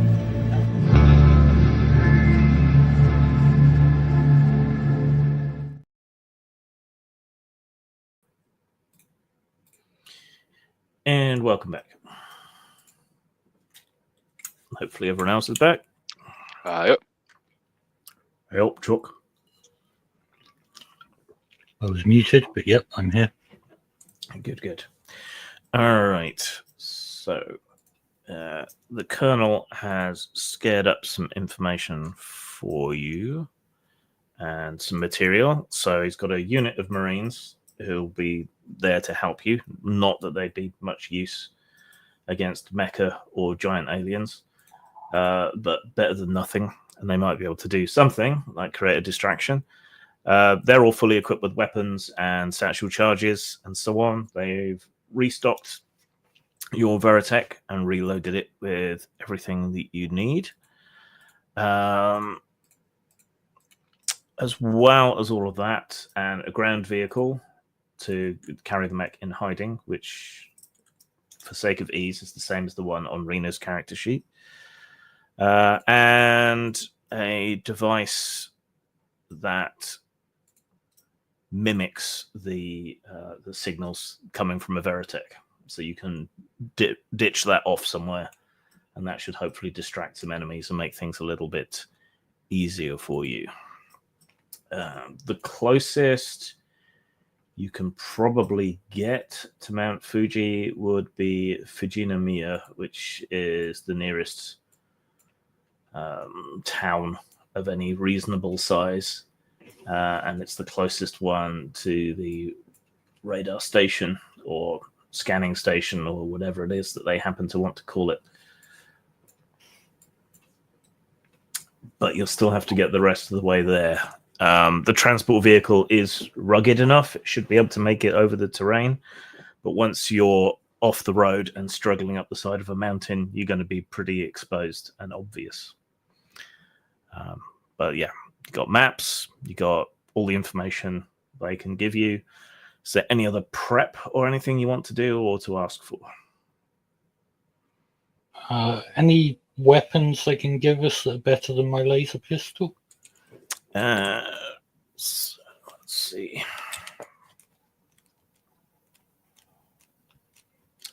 Equipment.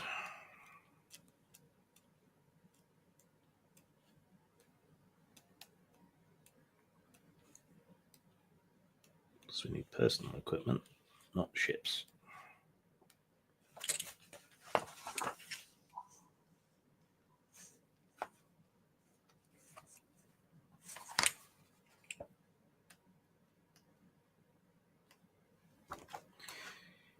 Let's see.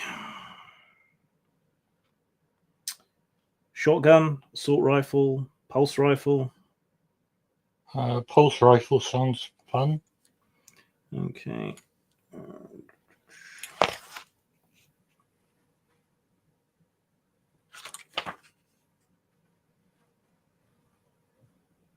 All right.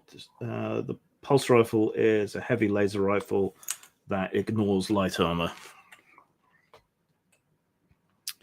So that's its main effect.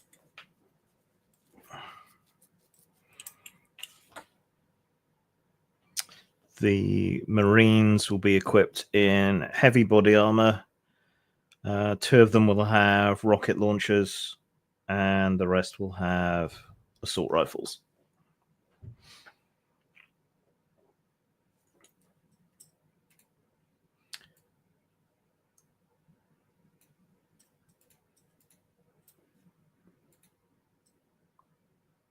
And just so I'm clear, Yeah. So we have essentially a decoy vehicle. Is that right, or something that mimics? It's a pod basically that you can drop out, and which will pretend to be a Veritech. So it'll give off all the right electronic noises and signals. Right. And we are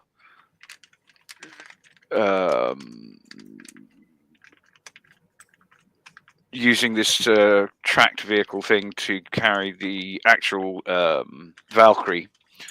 Yeah. Do I have that right? In the back, as it were, because presumably, I suppose, I don't know, is Fuji a cratered volcano? I suppose the only way in is via the crater or something. Is that the idea? So the mountain has two craters, a small one on the very top and a larger one on its side. The array is built near the larger crater.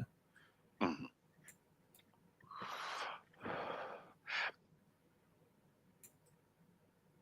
And the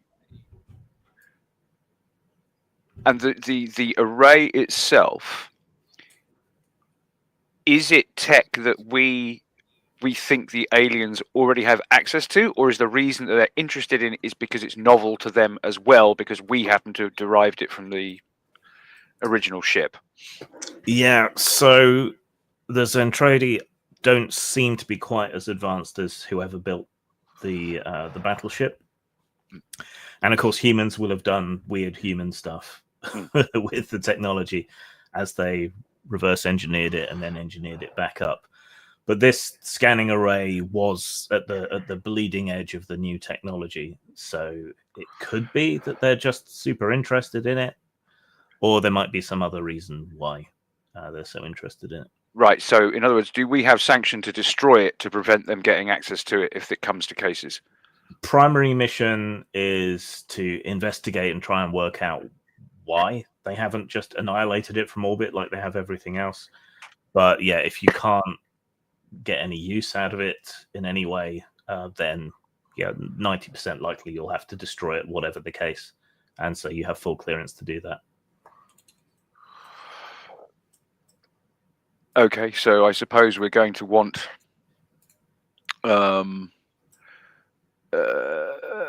some way of doing that, either ordnance based or IT based.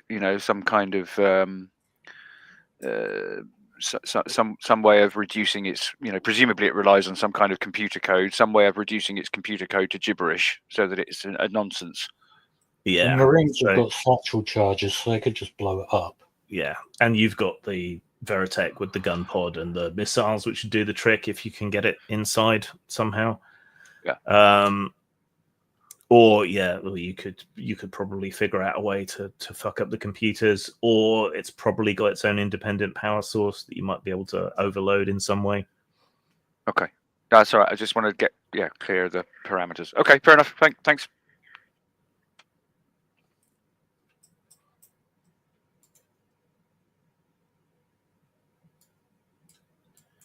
Okay, anything else then?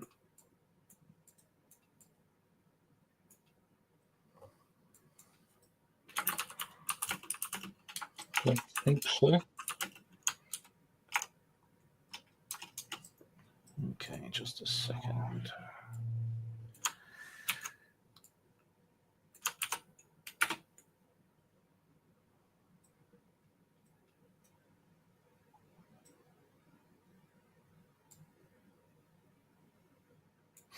Okay.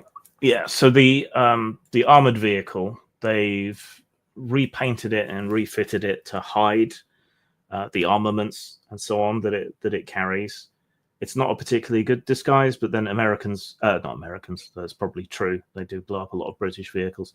But then the aliens probably don't particularly know the difference anyway, at least not yet. So you should hypothetically be safe. So with Rena driving, do you want to put together a role to drive safely without crashing or being annihilated by aliens, please? Well, this is going to be all down to planning details. This is kind of her methodology. So yeah, strict itinerary. Go to the toilet before we leave. exactly. Pack Because some sandwiches. I tell you now, the next stop is 4 hours, no more, no less.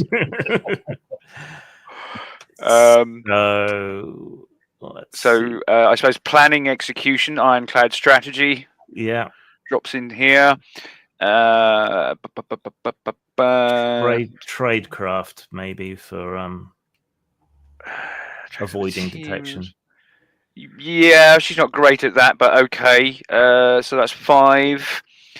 And we're using the mecha transport stats, aren't we? Yeah. You can have a bonus dice because that's a queue truck, basically. Yeah. So it's disguised. So 6 dice without stress. Okay. All right. I'll roll that. So that is, and we're only counting 5s and 6s at this point, are we? Yeah, 6s counts 2 successes, 5s is 1. Okay, yeah. So that's 2 successes with 1 6 on all those dice. Okay, which is enough. All right, it is a long drive from the wrong side of Tokyo all the way. It takes you 3 to 4 hours. There is not a lot of traffic on the roads, but it's kind of weirdly incongruous seeing, billboard advertisements, and the traffic that you do see, freight and so on, still seems to be being transported. Some people still seem to be being allowed to travel, and yet the world is under alien siege. It's all very, very peculiar, somewhat surreal to you as you drive along the highway following the shore. But you don't run into any trouble, and you don't really see much in the way of defense forces. There's quite a lot of police out, checkpoints, and so on. Is there anything else you want to do during your 3-hour trip? I'm presuming that they gave us kind of aerial photographs and stuff so we can see whether the aliens have ringed this around with anti-air missiles and things like that. Some idea of the defenses. It just seems like they've stationed one unit probably there. So it's probably about 10 pods. In some of the pictures, there's a blurry outline of something a bit bigger with arms. So maybe there's something a bit worse there as well.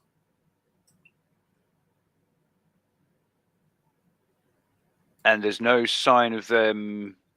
They're not maintaining a kind of combat air patrol over the area. It's literally just kind of passive defense, watching. Yeah, they just seem to be sort of dug in there for whatever reason. All right. So, unless you're doing anything else, we shall wind the clock on. All right. So the mountain grows bigger and bigger in your sight.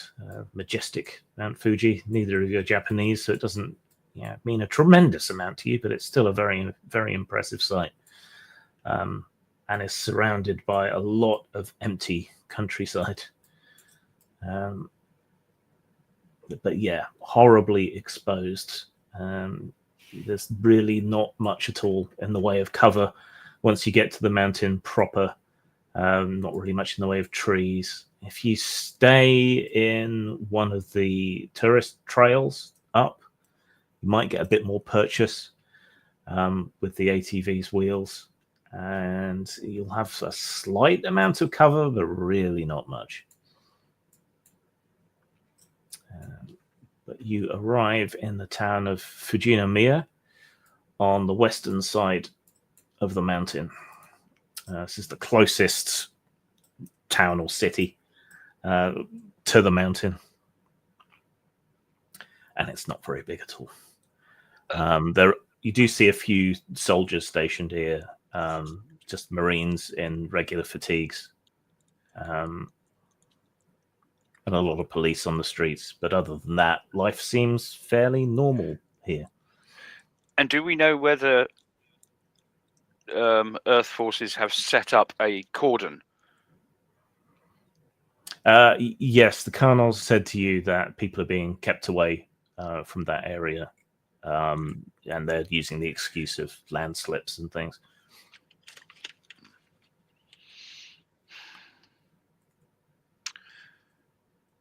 So the problem you've got is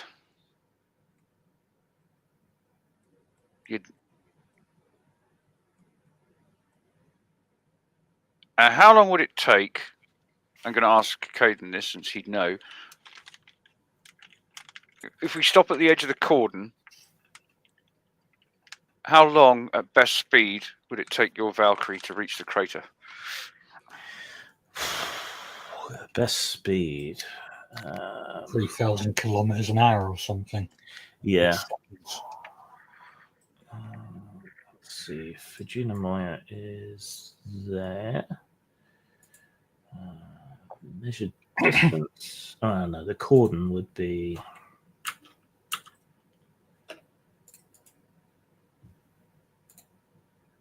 About there. So.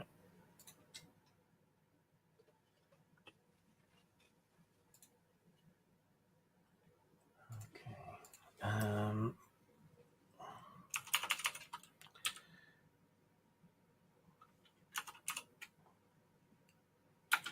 60 minutes.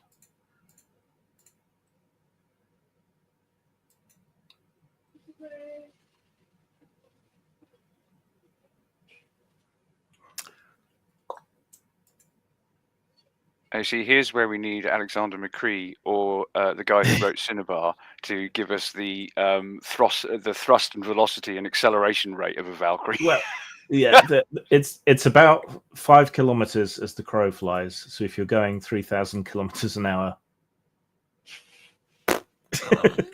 not long. Not long. Okay. But that would be rather obvious. Yeah, but I don't see what the other alternatives are. Is there like an autopilot mode so that we can drop out of it above it?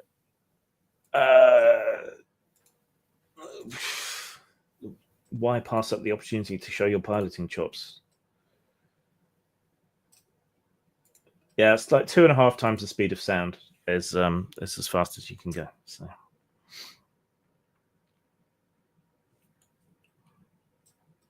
So assuming some kind of ridiculous acceleration, you'd actually be there before the sound wave.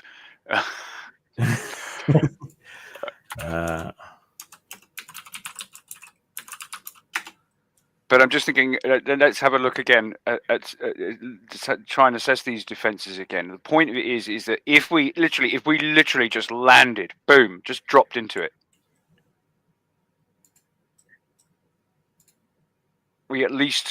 they surely won't have the opportunity to bring any kind of surface-to-air missiles or anything like that to bear. How good are these pod things in close combat, for want of a better word? I saw they had legs.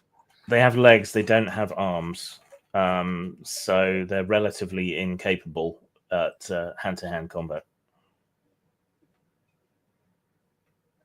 But presumably, with but they are capable of kind of VTOL type stuff, aren't they? Yeah. They don't transform. They're just pods with legs and thrusters. They do have other pods which are more like fighter aircraft, but you haven't come up against any of those since the initial attack. And they haven't destroyed this facility, but they could have done with a click of their fingers if they'd wanted to, which impliedly means they don't want it damaged. So in terms of evening out kind of force ratios, our best bet is probably to just get right in there and trust the fact that they're not going to bring overwhelming force to bear, because they run the risk of damaging the very thing that they've tried not to damage heretofore. So get as close as you possibly can, spring a surprise on them, get in close. Yeah, just fly that Valkyrie, boom, drop it right in the middle, straight away. Keep the decoy aboard, because we might need that on the way out. And what about us, says the Marine Sergeant. Well, the Valkyrie's got hands that can pick them up and drop them. Well, yeah, can they yomp? Can they just yomp? Can't they just yomp? they can yomp, or they could stay with the vehicle, potentially using that and the decoy transmitter and the autocannon and machine gun it's armed with.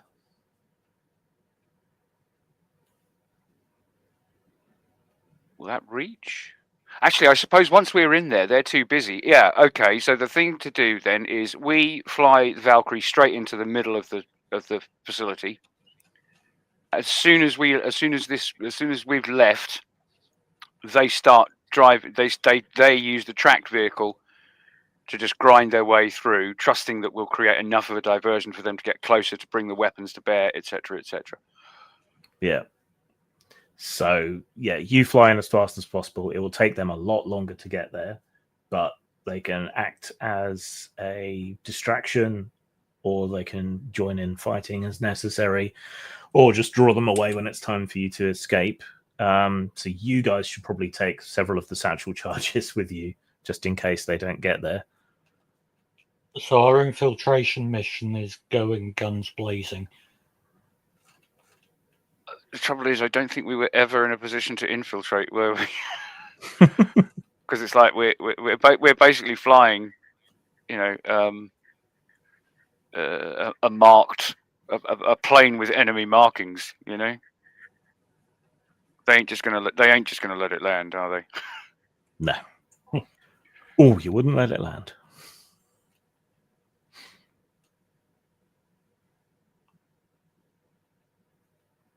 And I'm presuming that this Valkyrie, as a semi-trainer thing, doesn't have anything in the way of stealth or anything like that, I'm assuming? No stealth tech.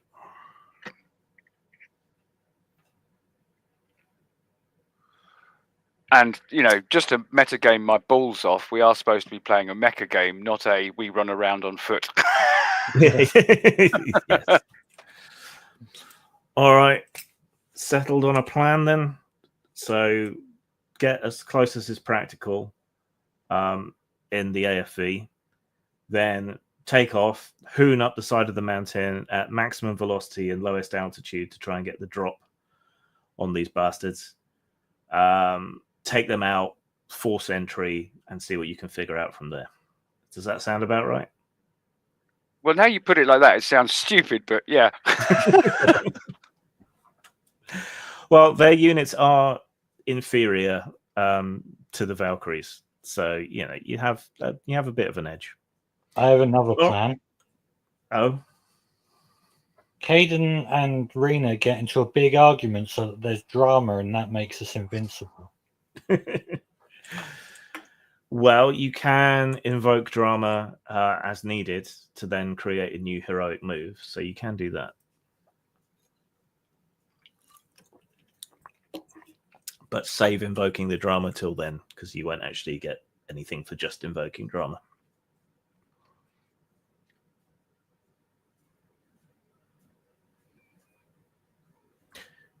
Well, you're the one who's got to fly the damn thing. So load up the explosives. Make sure the Marines have their orders. Pile into the mech. Rattle along up the side of the mountain, following the old tourist trail, grinding up all the mud and causing irreparable damage to Japan's holiest mountain until you're as close as possible to where you've been told the target is. Then the back of the truck opens up and opens out, and your Valkyrie is lifted up, ready into launch position. All right. First, what I'm going to need is for Caden to make a high-speed, low-altitude, highly dangerous maneuver to get close without being detected. And if you succeed, then you'll be able to surprise them and get a free action against them, basically. So, how are you going to construct that? Well, we've got ambush tactics, and we're Yeah. So that's 2. appearing within seconds of taking off, so they've got no time to prepare. Yep. Does flash move count for what we're doing? Let's see, what's the guidance words? Unpredictable and short range. Well, it's not short range, but it is unpredictable. So sure, you can put those together. So that's your 5 dice, which is your limit without getting burnout. And you are doing it in plane mode for speed, which gives you a bonus of +2 dice, but doesn't stress you. And do you have anything else? Daredevil. When performing a dangerous physical act, you can re-roll once per encounter.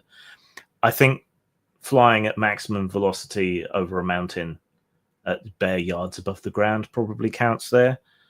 So you can re-roll if you fail horribly.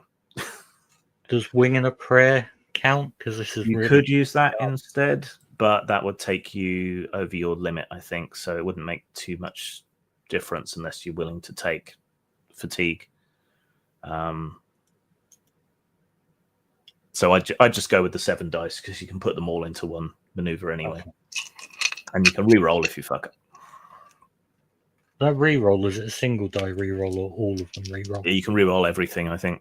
Let me just double check for you. Unfamiliar game and all that. Daredevil. When performing a dangerous task involving agility, strength, quickness, and bravery, gain a re-roll. You may use this talent once per encounter. As an ongoing passive ability, reduce ram damage by 1. So I'm guessing it's re-roll all the dice. It's not actually spelled out.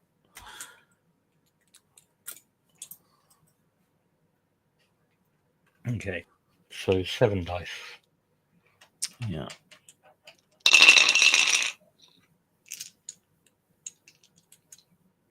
Six successes. Okay.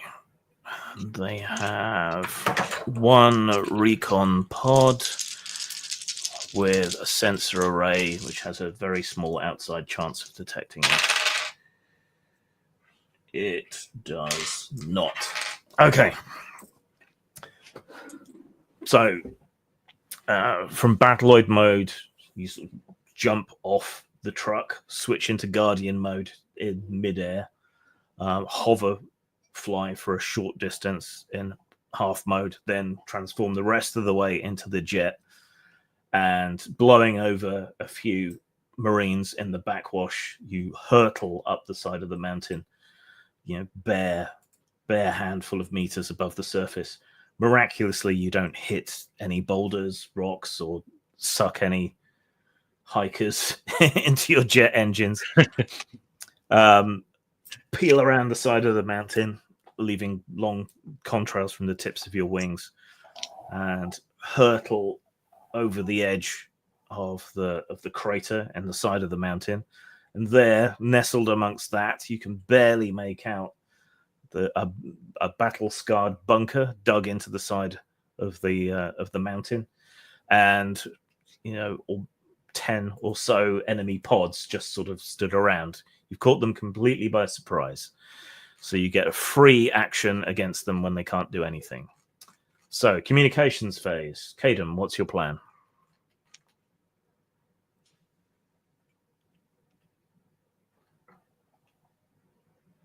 Can I just blow the doors off the bunker and run in and hope they don't even notice us? They might. Then at least if we're in the doorway of the bunker, then they're funneling towards us, and True. they can't all shoot us at once. Yeah, you can try and do that. So that's your plan. Use your gun pod to blow the doors open. So that's your plan. Does Rena have anything to say about this?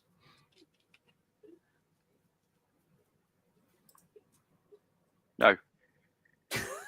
I mean, I'm assuming, of course, that the bunker is kind of, mech scaled. Yes, yes. And it won't be sort of, it won't be sort of, the side of the Pentagon. No. Clang. What was that, Bretak? I don't know. I thought I saw a plane for a second, but now there's just debris everywhere. Okay, so let's see.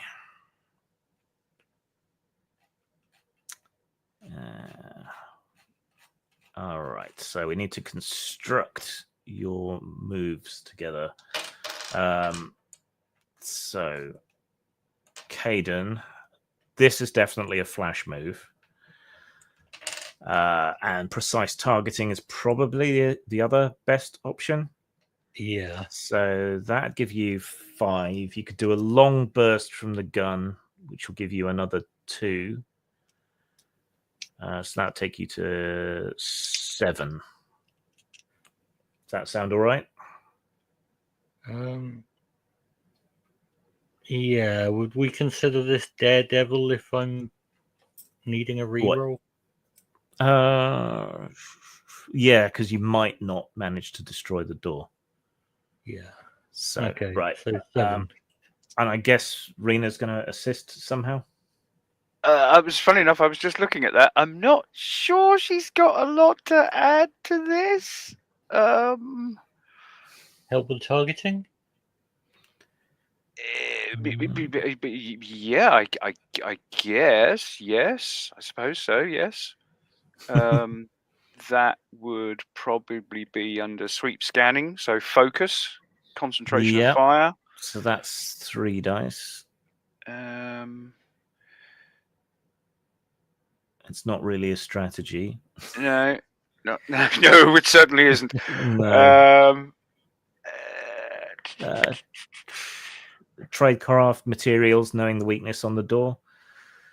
Yeah, that's possible, isn't it? Yeah, and the sensor array on the Valkyrie will give you +1 as well. So 4, 5. 3, 4, 5. Yeah, but no strain or anything. All right. Yep. So so that is 1, 2, 3 3s and 2 2s. So nada.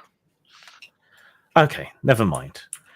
All right, and then Caden's attack roll. 4 successes. 4 successes with a long burst, so it ignores 1 armor off the door. If we make the door roughly as tough as a battloid, because it's a light battloid, because it's already damaged. Sorry, destroids. Battloid is the mode. What's battloids? Spartan is probably the best one. Yeah, so we ignore 1 armor, which leaves it with 1 armor, which means with the gun pod, you're doing 3 damage, and it has a structure of 3. Yeah. Okay. So, yeah, you come hurtling over the edge of the crater, open fire as you hurtle towards the doors, desperately firing your retro jets. The already damaged door crumbles and explodes open inwards.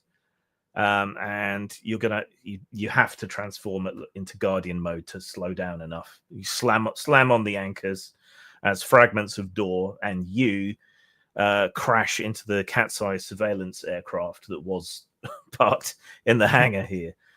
You crush it under your robotic feet and slam what's left of it into the back of the hangar, but fortunately you're not damaged. So that was your surprise turn. Yes, there's a very limited entryway here, but the enemy battle pods are starting to react. So next turn, Caden, what's the plan? Is there anything that looks like it needs blowing up in here? You quickly look around. There's the shattered remnants of the cat's eye. There's a couple of destroyed destroids in here. Fuel supplies, ammunition, lots of stuff that will go up like that. But the main entrance to the bunker, the doors there have been wrenched off. There doesn't seem to be any enemies in here, at least not immediately. If I shot above the door, could I cause it to collapse? Yeah, Yeah, you could try and do that. Okay, that seems like the best plan, so that'll stop things following us in anytime soon, hopefully. Yeah. Rena, got anything to say about the plan? Just give me a sec. Give me a sec. And sort of using. I'm presuming there are kind of hull-mounted cameras or something on this thing, as well as my own sensory. I'm looking for other exits, other ways in and out of here, other than the one we just came through. There are other human-sized entries and exits, so if necessary, you could abandon the Valkyrie and leg it away, have it away on your toes. All right, that's good enough. Yep, go for it. Okay. So let's see.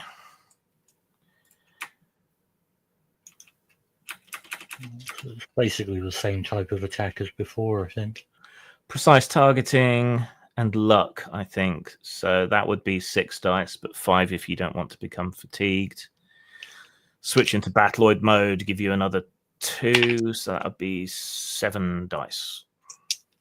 Oh, I'm going to become fatigued. Okay. In which case, then, so it would be 4, 5, 6. Yeah, so you gain 1 point of fatigue and roll 8 dice.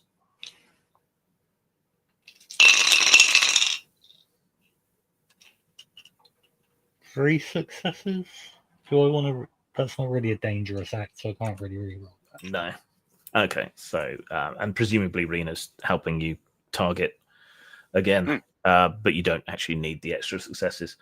Okay, as the enemy pods sort of react and turn and start to close in, you lift your gun pod and fire several precise blasts into the rocky ceiling above the entrance, and a whole bunch of boulders and dirt just collapse, and the lights inside here flicker a bit, but the entrance is blocked off, and those bastards don't have hands, so it's going to take them a while to dig in. So it looks like we've bought ourselves some time. Any ideas what we do now?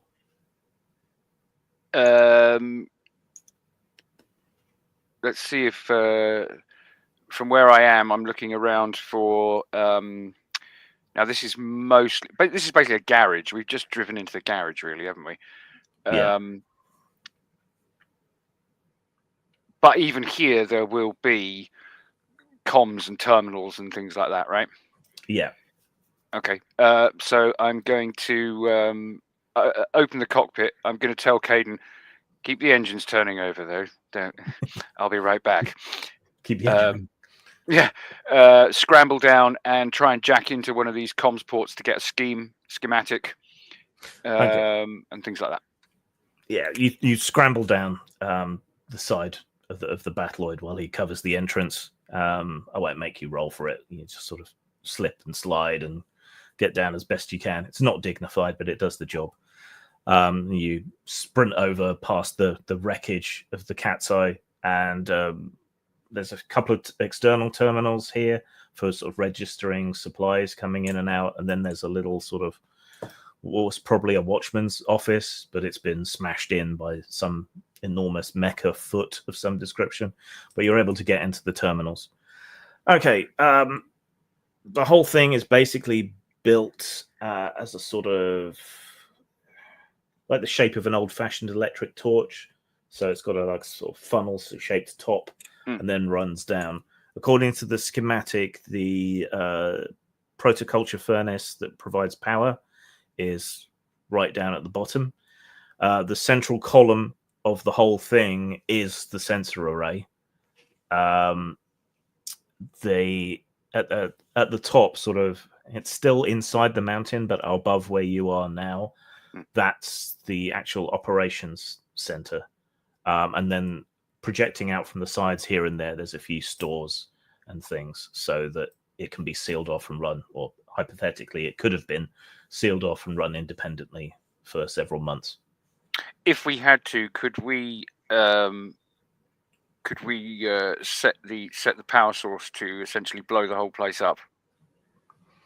Given your skills, you're fairly confident you could overload the protoculture furnace if you could get down there. Ah, so it has to be done on site. Okay. Yeah. All right. Okay, well, make a note of that. There's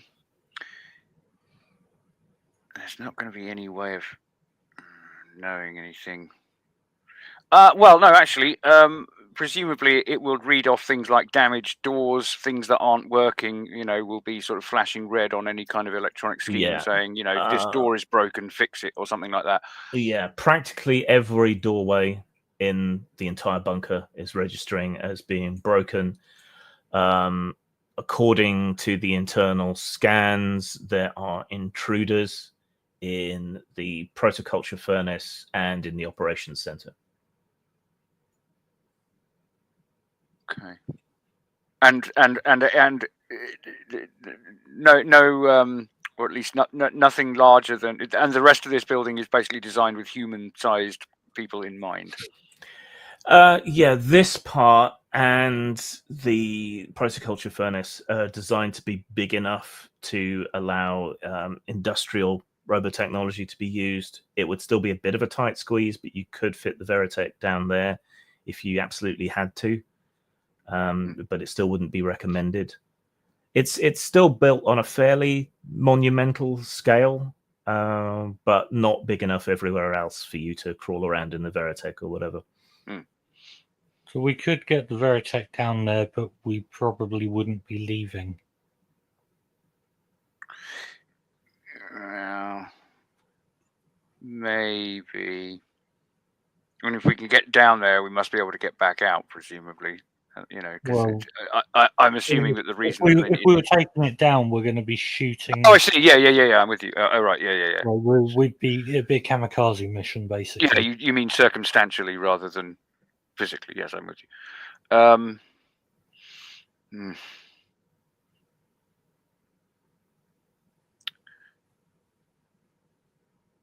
The objective is not. Yeah. Secondary objective is destroy if we have to, so let's just put that in the back pocket for now. I think we should probably proceed on foot to the operations room. The operations center, which means going up. Do I have that right? Yes, that's up up, for isn't the it? op center. Just a second here.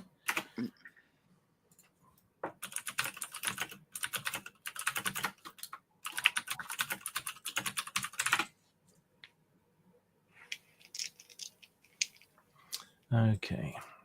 All right. So what is the plan then? Head to the operations center on foot. Well,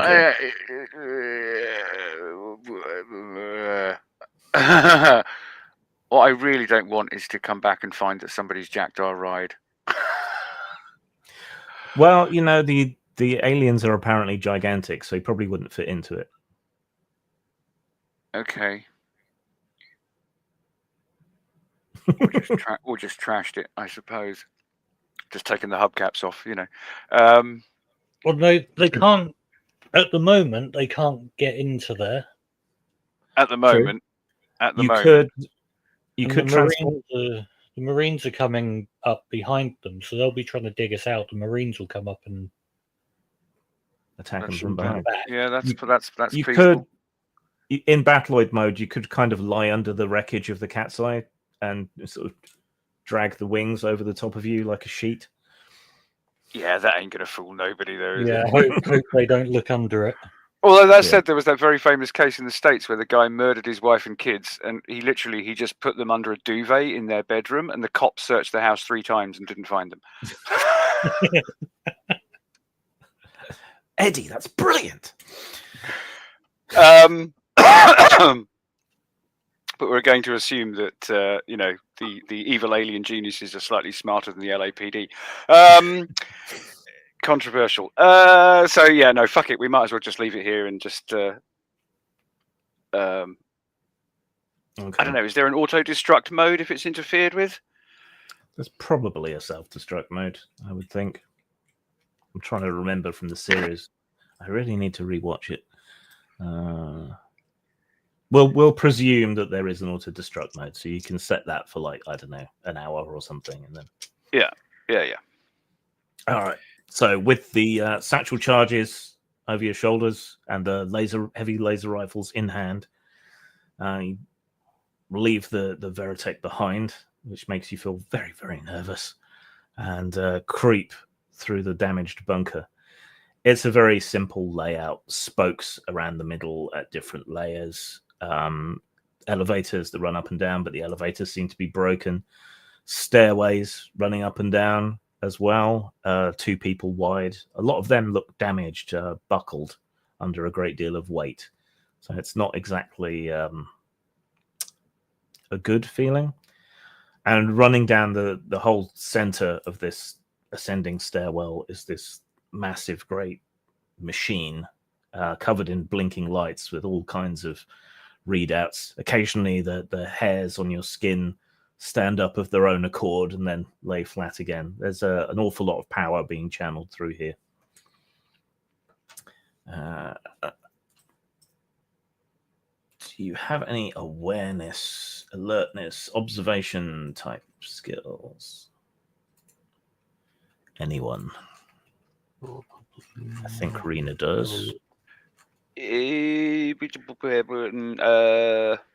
suppose you could. It rather depends. If it was electronic, as it were, if we have some kind of electronic device, then I suppose scanning sweep / focus / details might figure. Yeah, you I mean, you were tapped into the systems.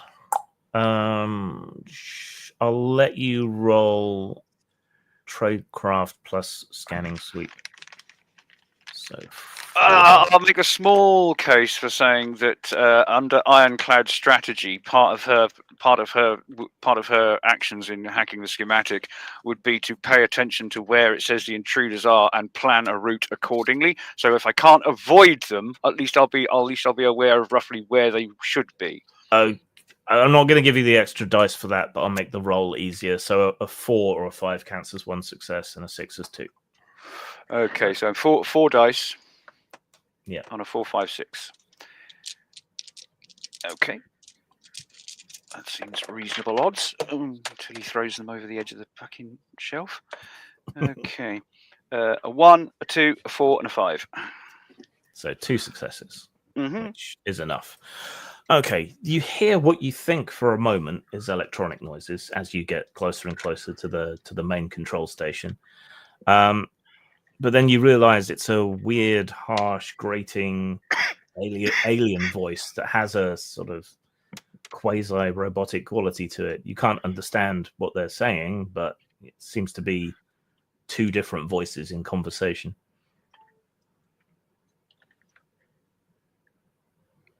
Draw this silently to Caden's attention. So just touch his forearm and point in the general direction. Okay, you pause a minute and listen, and Caden picks up on it as well. It seems to be echoing out from the control chamber.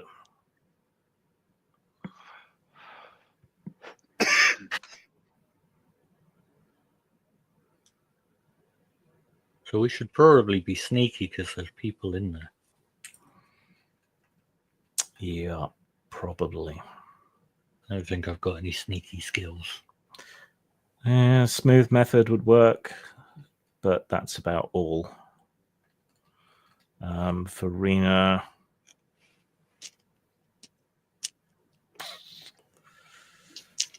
well, if you come up with a plan to sneak, then you could use Ironclad strategy with tradecraft. Going back to the schematic, how many ways in and out of the control center are there?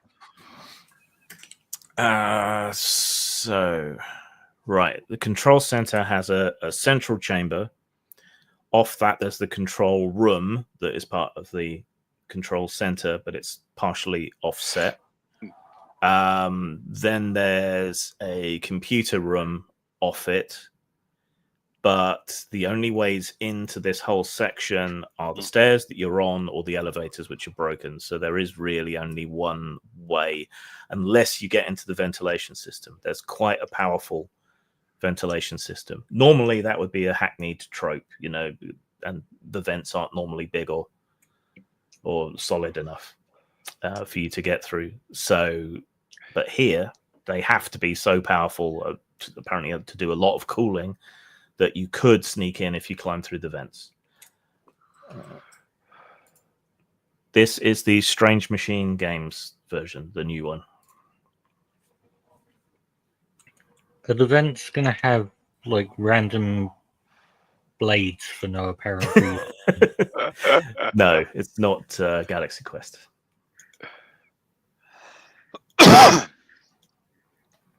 It is a secure facility, however, so there might be some sort of security protections, detectors or whatever, but with no human crew on site, odds are fairly strong that no one's going to know.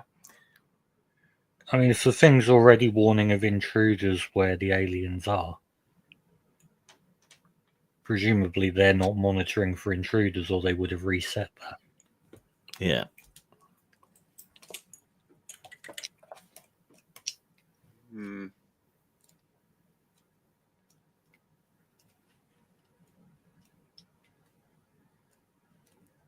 Okay. Yeah, I guess we It seems to crawl through rather the underestimate. It seems to rather underestimate their intelligence. I mean, if we reverse the situation and said it was 2 Homo sapiens in that room, and the aliens decided to go through the vents, and we heard the event alarms going off, and we'd go, "Nah, fuck it." It's probably a raccoon. Yeah. So, accepting the fact that we're putting possibly a few too many eggs in that particular basket, I don't see any other. I don't see. We have to assume that there's some kind of mechanized opposition. I don't know about you, but I've got a fucking assault rifle, which 7.65 millimeter NATO standard NATO rounds are just going to ping, ping, ping off there. I've got nothing. Yeah, so you'd better be sneaky. All right. So sneaking using the vents, that'll give you +2. It does count as a plan, I guess. So Rena if the can roll. vents open above them, can we just drop a satchel charge on their heads? They don't, but you could have if they did. So I think Rena gets 7 dice, and Caden will get 6 dice.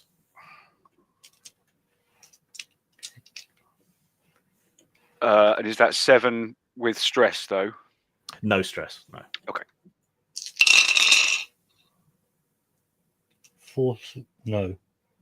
6 successes. Cool. So you're making up for earlier. Assuming that this is a kind of stressy situation, so only 5s and 6 counts, right? Yeah. Yeah, so, and 6s are still 2 successes or only 1 in this situation? 2 successes. So 3 successes altogether, a 6 and a 5.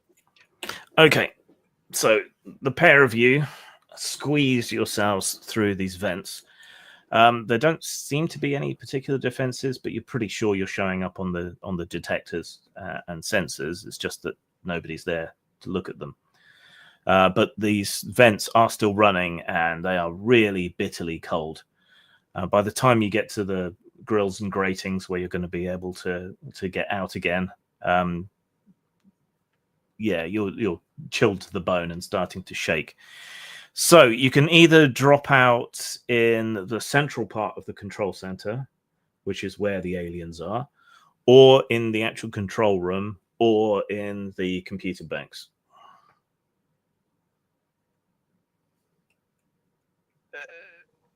And based on the based on what Rena would know, which of those 2 side rooms would be the most efficient way of finding out what the fuck is going on here?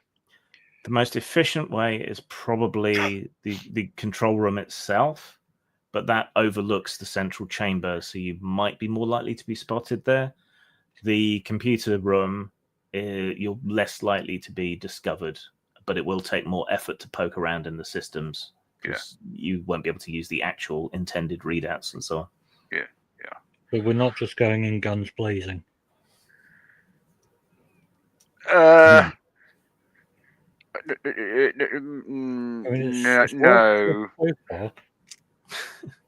Well, peeking down through the grating, There are two, presumably aliens, examining the sort of central part of the main chamber. There's alien, presumably tools and scientific equipment scattered around them. One of them seems to be a guard, sort of a faceless humanoid giant with a mirrored helm cover, holding an enormous gun, almost as big as the gun pods on your Valkyrie. And the other one seems to be a technician or a scientist of some kind, and they're just sort of talking back and forth, arguing. But they're enormous. They're like 30 to 40 feet tall, these giants. Massively muscled. Even the technician seems to be massively muscled. Purplish skin, hair in unnatural colors, much like Rena's. Yeah, and they're apparently trying to understand this weird human device that they've found. And have they got any sort of tools to do that? Yes. Are they carrying any shiny metal boxes or something? Yes, big shiny metal boxes and carry cases and tools, but obviously the tools are all 6 times the size of human tools. Yeah, but it would be a hell of a shortcut if we just stole what they knew. You know, but they're not suited up or anything. They are essentially just flesh and blood, as far as we can see. Right? One is in it's the infantry battle armor, but he's not in a battle pod or anything. The other ones just seems to be in like technicians' coveralls and a long coat. They look remarkably human despite their size and their weird, vaguely robotic-sounding voices.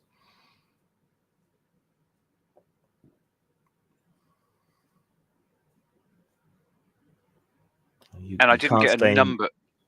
Sorry, I didn't get a number of intruders. I just got a intruders here sort of sense, right? Yeah, the internal sensors are calibrated for humans, and so giant clodhoppers walking around confuses them a lot. Yeah, it's just a crowd of people. Yeah. Yeah. Yeah. All right. But you can't stay in this vent much longer because it's so cold. You're going to have to leave soon. Oh, well, look, I think as long as we can get into the computer room quietly,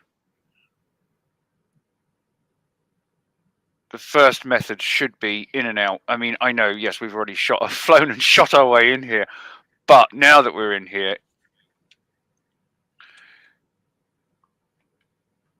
because our side already knows what this place can do.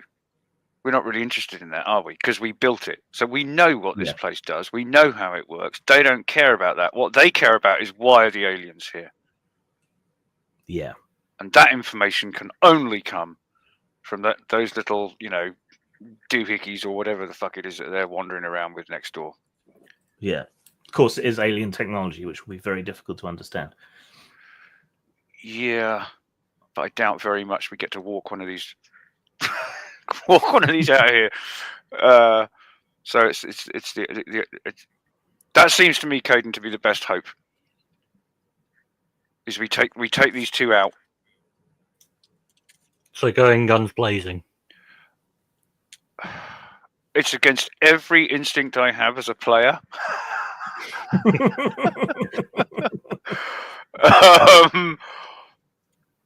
I mean, I'm a fighter character.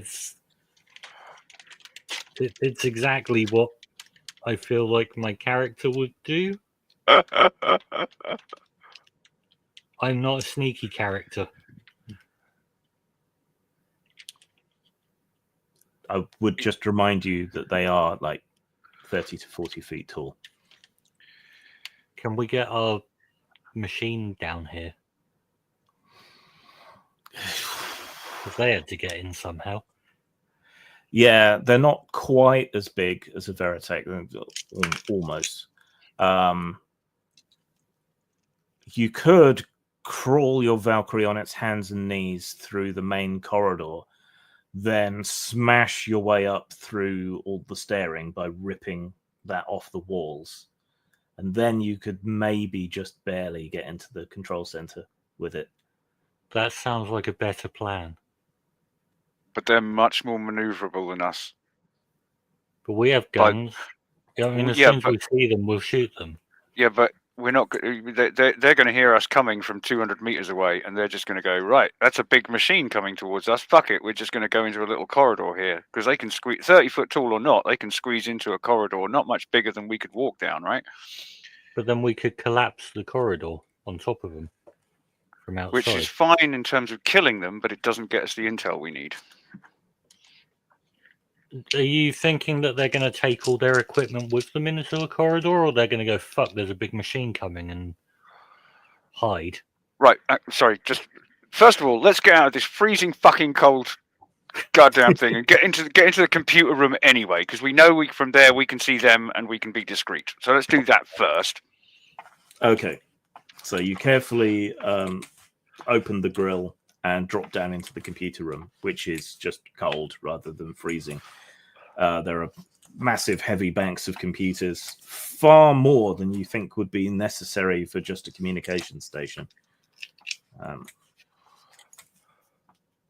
This is an NSA listening post, isn't it?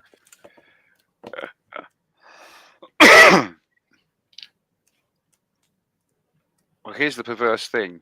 Funnily enough, the less we know about this, the better. Because if we get caught, right? So, how portable is what seems to be their equipment, the technician's equipment that he's employing? How portable is it? Is it like the size of a lunch pail for those sized creatures? Yeah, an ogre's lunch pail. Yeah, sort of size of a coffin or something. They're probably sort of briefcase sized for them, but obviously 6 times bigger. Size of a car. Yeah. So they could, in principle, yeah. So yeah, Caden's right. If they're spooked, they'll just pick it up and run with it. Yeah, I think they will. Well, no, I think they will.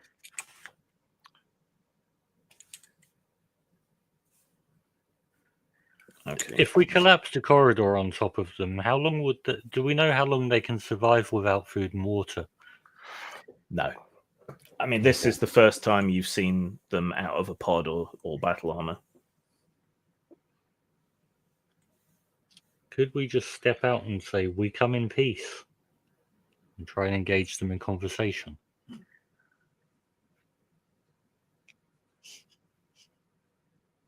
I mean, you could try. Anything's possible. That's the beauty of role-playing.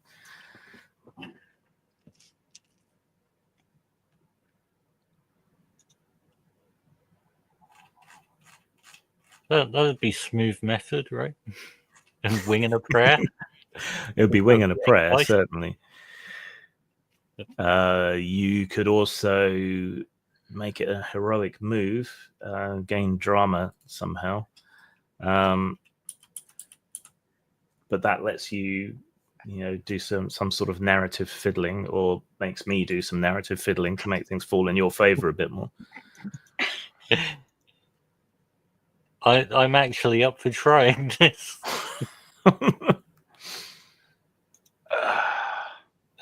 What are your thoughts, Rena? I've got a decent amount of dice for it.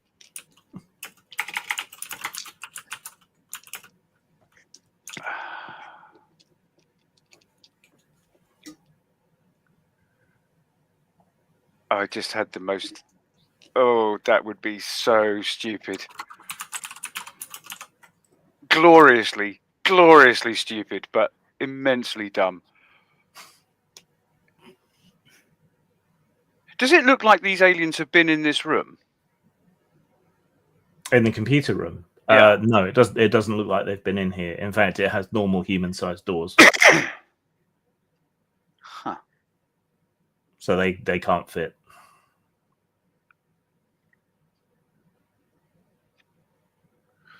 And is this modular so that we could take the front panel off us, like a sort of server farm? You could take the front panel and slide a unit, as it were, out of here.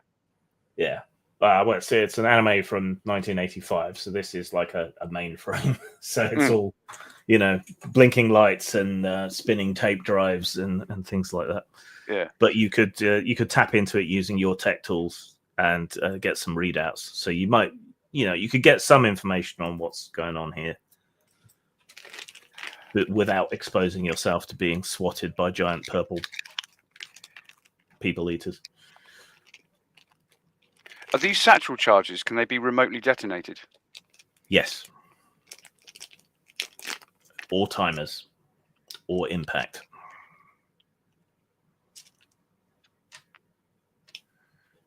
Can we set off the decoy to make them think that there's a massive mech in the server room? The decoy's on the truck. Yeah. Now, hear me out. Hold on, lads. I've got an idea.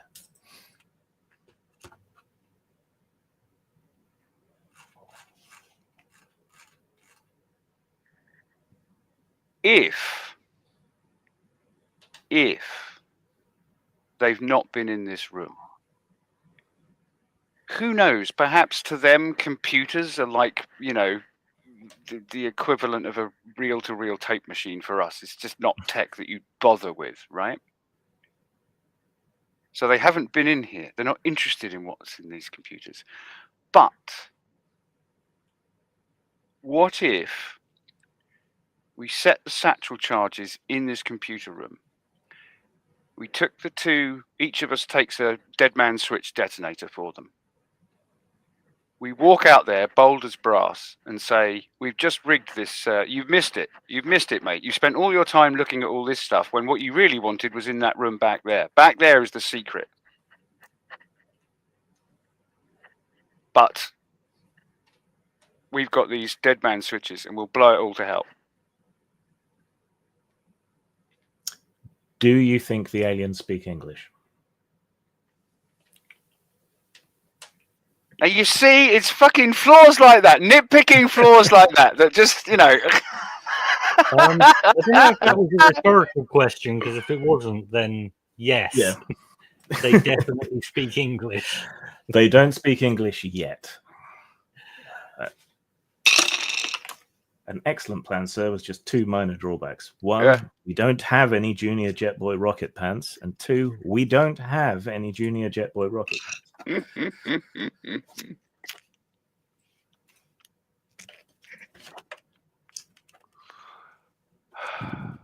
it.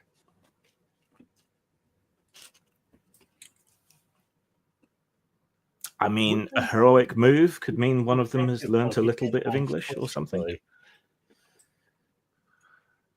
If we go out there with our fingers on a button, do we think they'd recognize what that is? Surely. They seem vaguely humanoid. Their weapons and so on are comprehensible, if different. They should know. They better learn how to speak English pretty fucking fast then, hadn't they?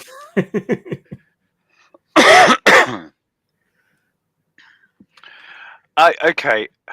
Once per engagement stroke encounter, you can use skills to enact a crazy plan without any difficulty penalties. Yes. So, is the crazy plan relying on the alien being keen on language learning? Stage 1 relies on that, certainly. We could try making use of sign language and universally recognized like hand gestures for explosions and Bar weep grana weep ninibong. Yeah, but the downside is you can't. It's very difficult because it's such an abstract concept to get across. The thing that you really want is in there, and we're going to blow it up if you don't basically back the fuck off and let us steal your gear. That's quite an abstract thing to get across with hand gestures. I mean, if you had the bombs with you, they might get the hint a lot better. Yeah, this is why I was asking about the modularity of the computer system. You see, to take a thing out of from the computer suite and Yeah. say, "Here you go. This is the thing you actually want." You could probably grab some of the drives out of sections of it. This is utterly insane. Yes. Well, it's better than just walking out there and saying we come in peace, which was my plan. Yeah, simplicity has a great many virtues, you know. Are we going to do this? Yeah. All right. So we'll take one of the satchel charges. I'll disconnect one of these kind of cabinets, as it were, leaving it so that it's still kind of got some kind of power to it, preferably, so that there's some kind of lights flashing to indicate that it's functioning and does something. Yeah. Well, actually, we've got 2 satchel charges. Can I chuck another one at their feet as an ambush? Because that way they're going to blow up as well as the room blowing up if they shoot True. us. And the fact Yeah, that we so- aren't just immediately blowing them up shows that our intentions aren't necessarily to kill them. So you want to leave one in the computer room, carry the other one with you to throw at their feet, and hold the detonator switches. Yes. And then mime back off, or we blow you up. Do I have that right? Yes. Yes. Okay. Right. So out of you two, who is the most socially capable? Oh, that's not me. Well, yeah, you're autistic and I'm like 1,000 yards stare, been in too many fights in the war. But that's exactly the fucking energy we want in this situation, right? True. Yeah, so probably me then. Okay. So let's see. Either smooth method or wing and a prayer. And then probably the other one. So that would be 8 dice, but that would get you a ton of fatigue. So we probably don't want to use the full 8. We could drop that to 5, and I'll give you a bonus dice for the explosives. So roll 6 dice.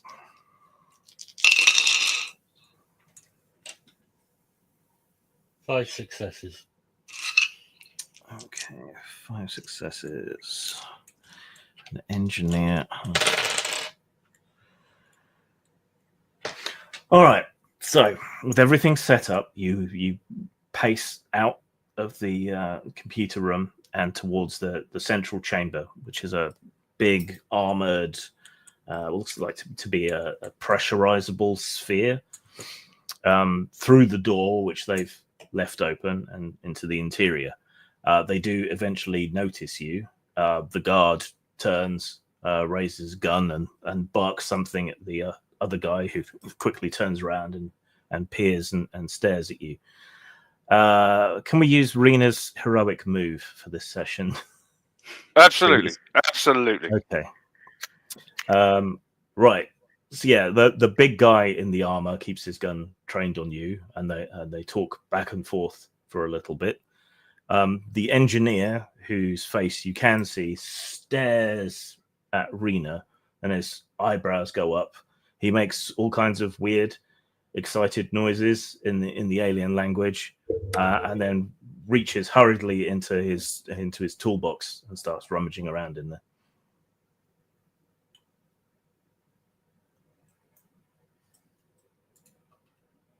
I gesture to the guy with the gun to put the gun down and point at the switch. He lowers it, but doesn't put it down. The engineer pulls out a poster, which looks tiny in his giant hands, and holds it out towards Rena. On it is a big photograph of Miyuki, who is an idol singer. And then in his weird alien voice, he sort of sing-songs a couple of lines from Miyuki's big hit, Beautiful Snow. He seems to think you are similar in some way.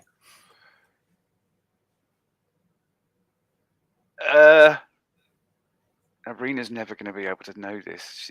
She's bad enough at communicating with people of the same goddamn species.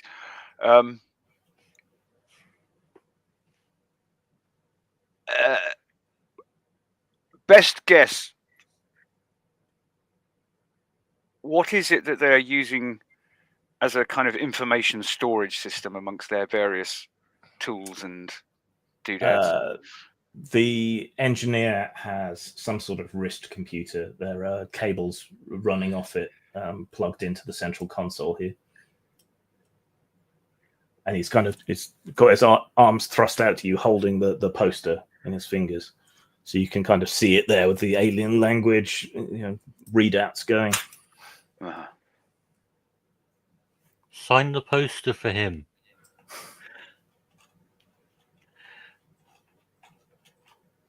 Do I know this song? This artist?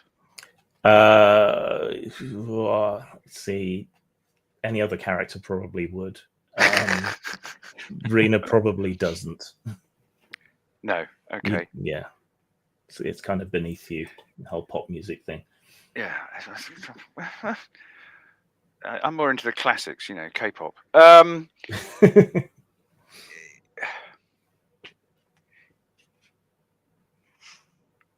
But she is relatively good at reflecting back behavior that she sees. She might not understand it, but she's reasonably, and she might misinterpret it drastically, but she's good at sort of mimicking. Because it's a kind of a safe way for some autistic people to communicate. Is it just you mirror the kind of emotional read that you get, albeit you might be misinterpreting the cues, but she's pretty good at that. Yeah. So I think what she will do is she will just sort of, without particularly knowing the words, or doing in that way that people do when they're trying to pretend that they know a song and being half a beat behind the person who's actually singing it. So she'll just sort of la, da, da, da, la, la, la, la, la, la, and then when it becomes musically kind of predictable where it's going to go, she'll kind of catch up for a bar or two. He seems to think this is the most wonderful thing in the universe that he's ever heard or seen, and he just sort of stares at you enraptured. The alien soldier in the battle armor lets his gun drop and sort of covers his ears over the side of his helmet, and seems almost scared by you.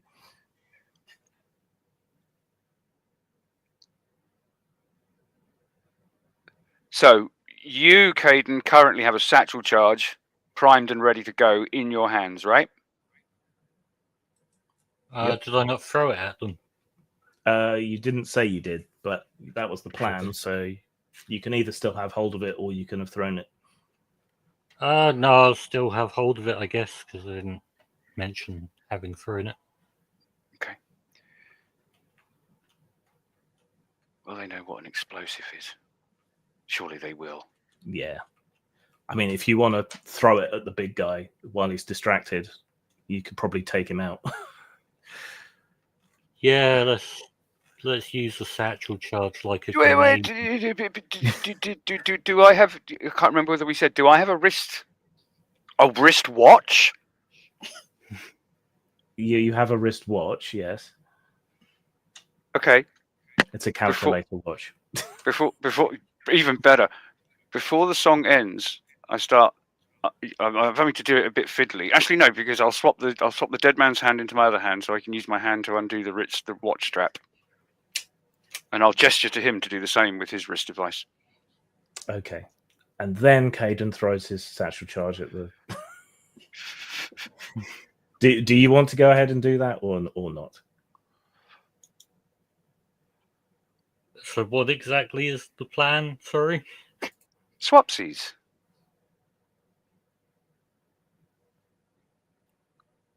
So you're swapping your wristwatch with his one whilst I blow up his mate. I don't know. Have you started blowing up his mate yet? Yes. Okay. Okay, so you unbuckle your wristwatch and hold it out towards him. He starts unbuckling his wrist computer, and then a satchel charge goes flying past you and slams into the armor plating of the other guy. All right, so that's ambush and precise targeting, I think. So that's 4 dice plus 3 for the explosive, so 7 dice, no strain. 2 successes. Okay, and it ignores 1 level of armor, which is the only amount of armor he has against mecha scale weapons, which a satchel charge is. Right. Yeah, so the satchel charge flies through the air. Its powerful magnets make it clank to the front of the guy's armor, just as the first guy sort of turns and drops his wrist computer.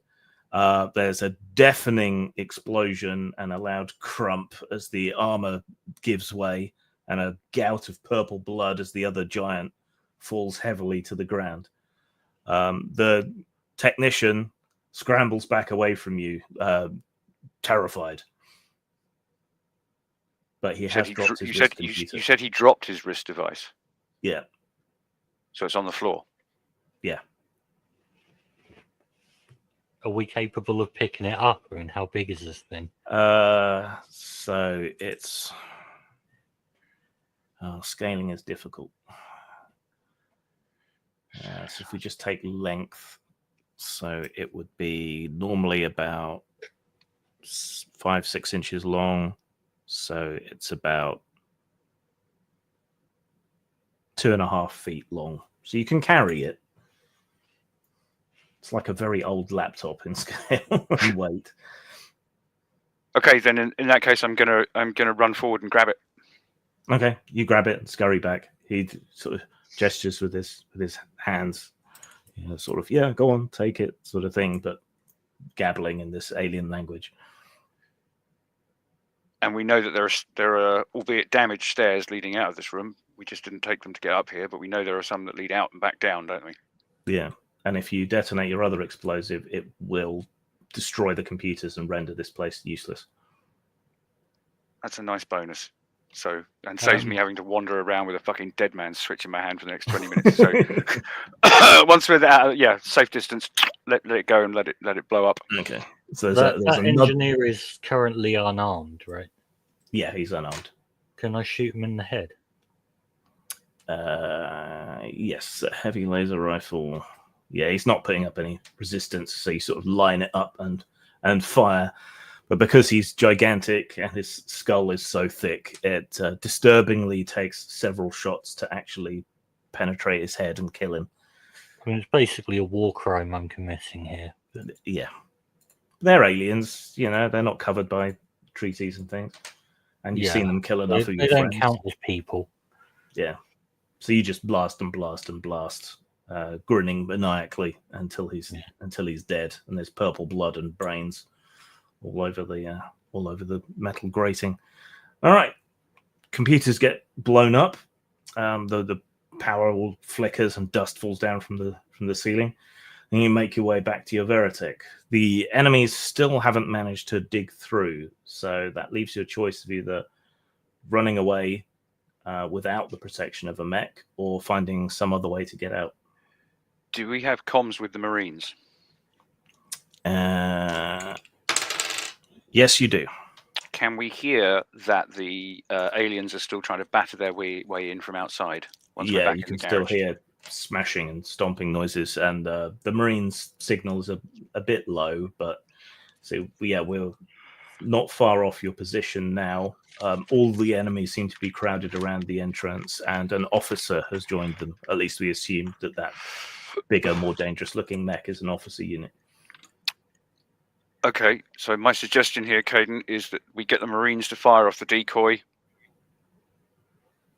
We use whatever ordnance we need to blast our way back out through the rubble and take off while the decoy is hopefully drawing them away from the entrance. Yep. Okay. And then go 3,000 kilometers an hour away from here. Mm-hmm. All right. Well, let's bring the game to a close then, because I am tired. We would only have about half an hour left anyway. Okay, so and we started late. All right, so if you clamber back up into the Veritech, communicating back and forth with the Marines to get everything just right. They fire off the decoy and roll it down the side of the mountain, so it bounces off at relatively high speed. The enemy aliens peel off to pursue it, assuming it's you escaping from another entrance. Then you blow the side of the mountain out from the inside, which is easier than trying to dig in from outside using your missile payload and battleoid mode. And then you're able to transform and get away as quickly as possible. And the Marines are able to trace after you. The alien wrist computer will eventually succumb to the technicians back at base. And what it turns out is the SDF-1, the battle cruiser, was not actually destroyed at the Battle of Macross. It's currently in the outer solar system, slowly making its way back to Earth. And the aliens were trying to use the remaining highest tech monitoring station to try and figure out their position exactly and to intercept any messages. So while you won't be able to communicate with the battleship, you have at least safeguarded it from being more directly attacked by Zentradi forces. And you've captured an example of alien tech and have discovered some possible alien weakness towards idol singers, which seems interesting. All right, so that would be the end of our session. You could then do stuff if you had gained fatigue to lose it, things like carousing and attending funerals and remembrance services, stuff like that. So it's meant to tell kind of war stories, and so you deal with your drama and your fatigue through role play in sort of downtime sections. How does the experience work? XP progression, page 30. So it does use levels, but they're kind of vague. It's just a kind of vague way to track the sort of overall power level. Each hour played, you get some XP. So we've been playing for 3-4 hours. We include the lead-in, so that would have been 12 XP. You defeated a bunch of weak enemies, so maybe you would have got 10 XP there and another 2 XP for the soldier and the technician. Overcoming challenges, you get between 1 and 10 XP. Progressing a story, 5 to 10. Minor story arcs, major story arcs. Yeah, it's little bits and pieces, and it's basically 100 XP per level. And when you level up, you get additional build points, so you can increase your skills, and your burnout level will increase as well slowly as you level up, so that you can do more and combine higher skills without hitting that upper limit. I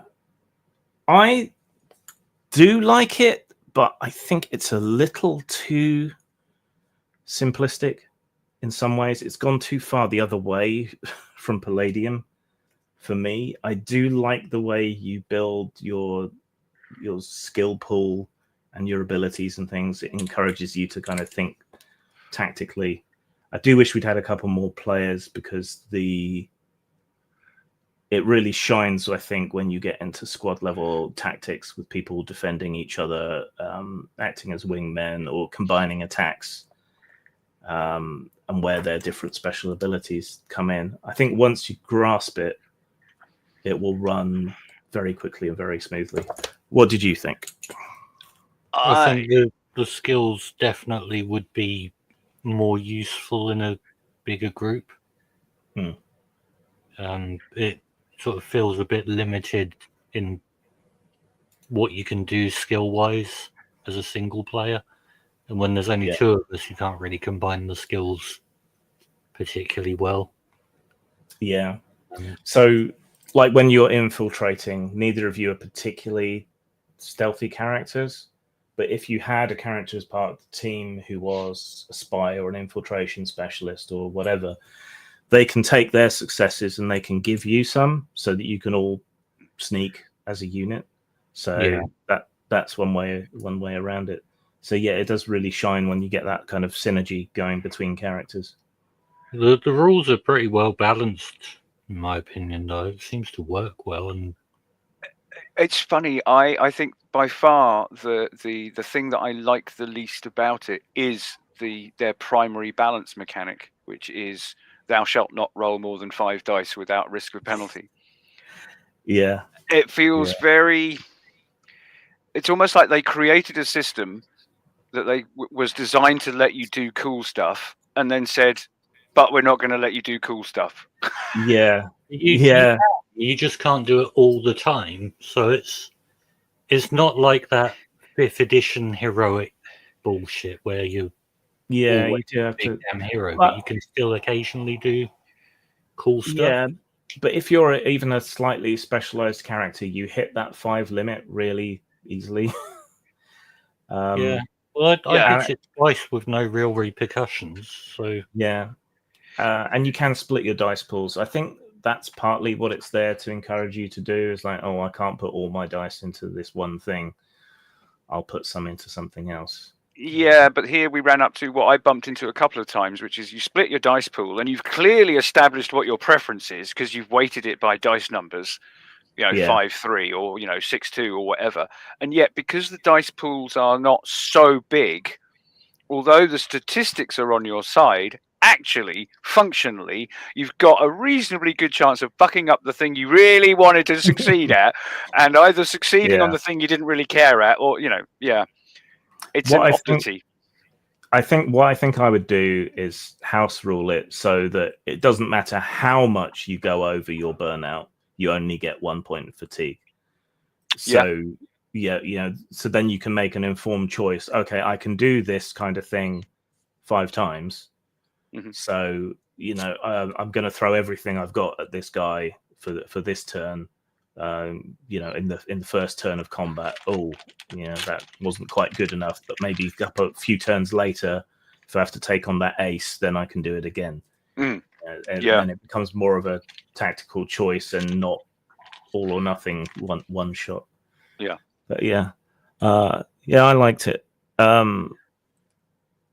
but it does have issues. So I did back another one that they've done, because my favorite series of the original Robotech series is the 3rd one, which is the Invasion of Earth, and I'll be curious to see whether they've revised and refined the rules in the later books when I do get them.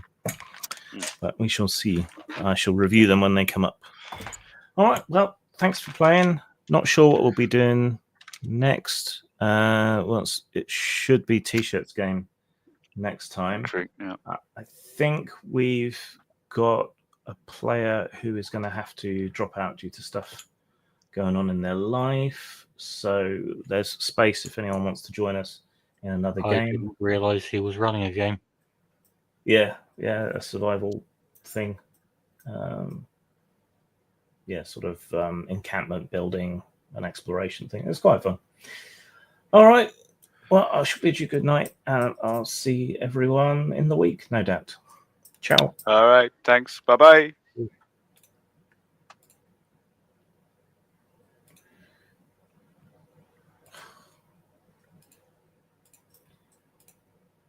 And then my browser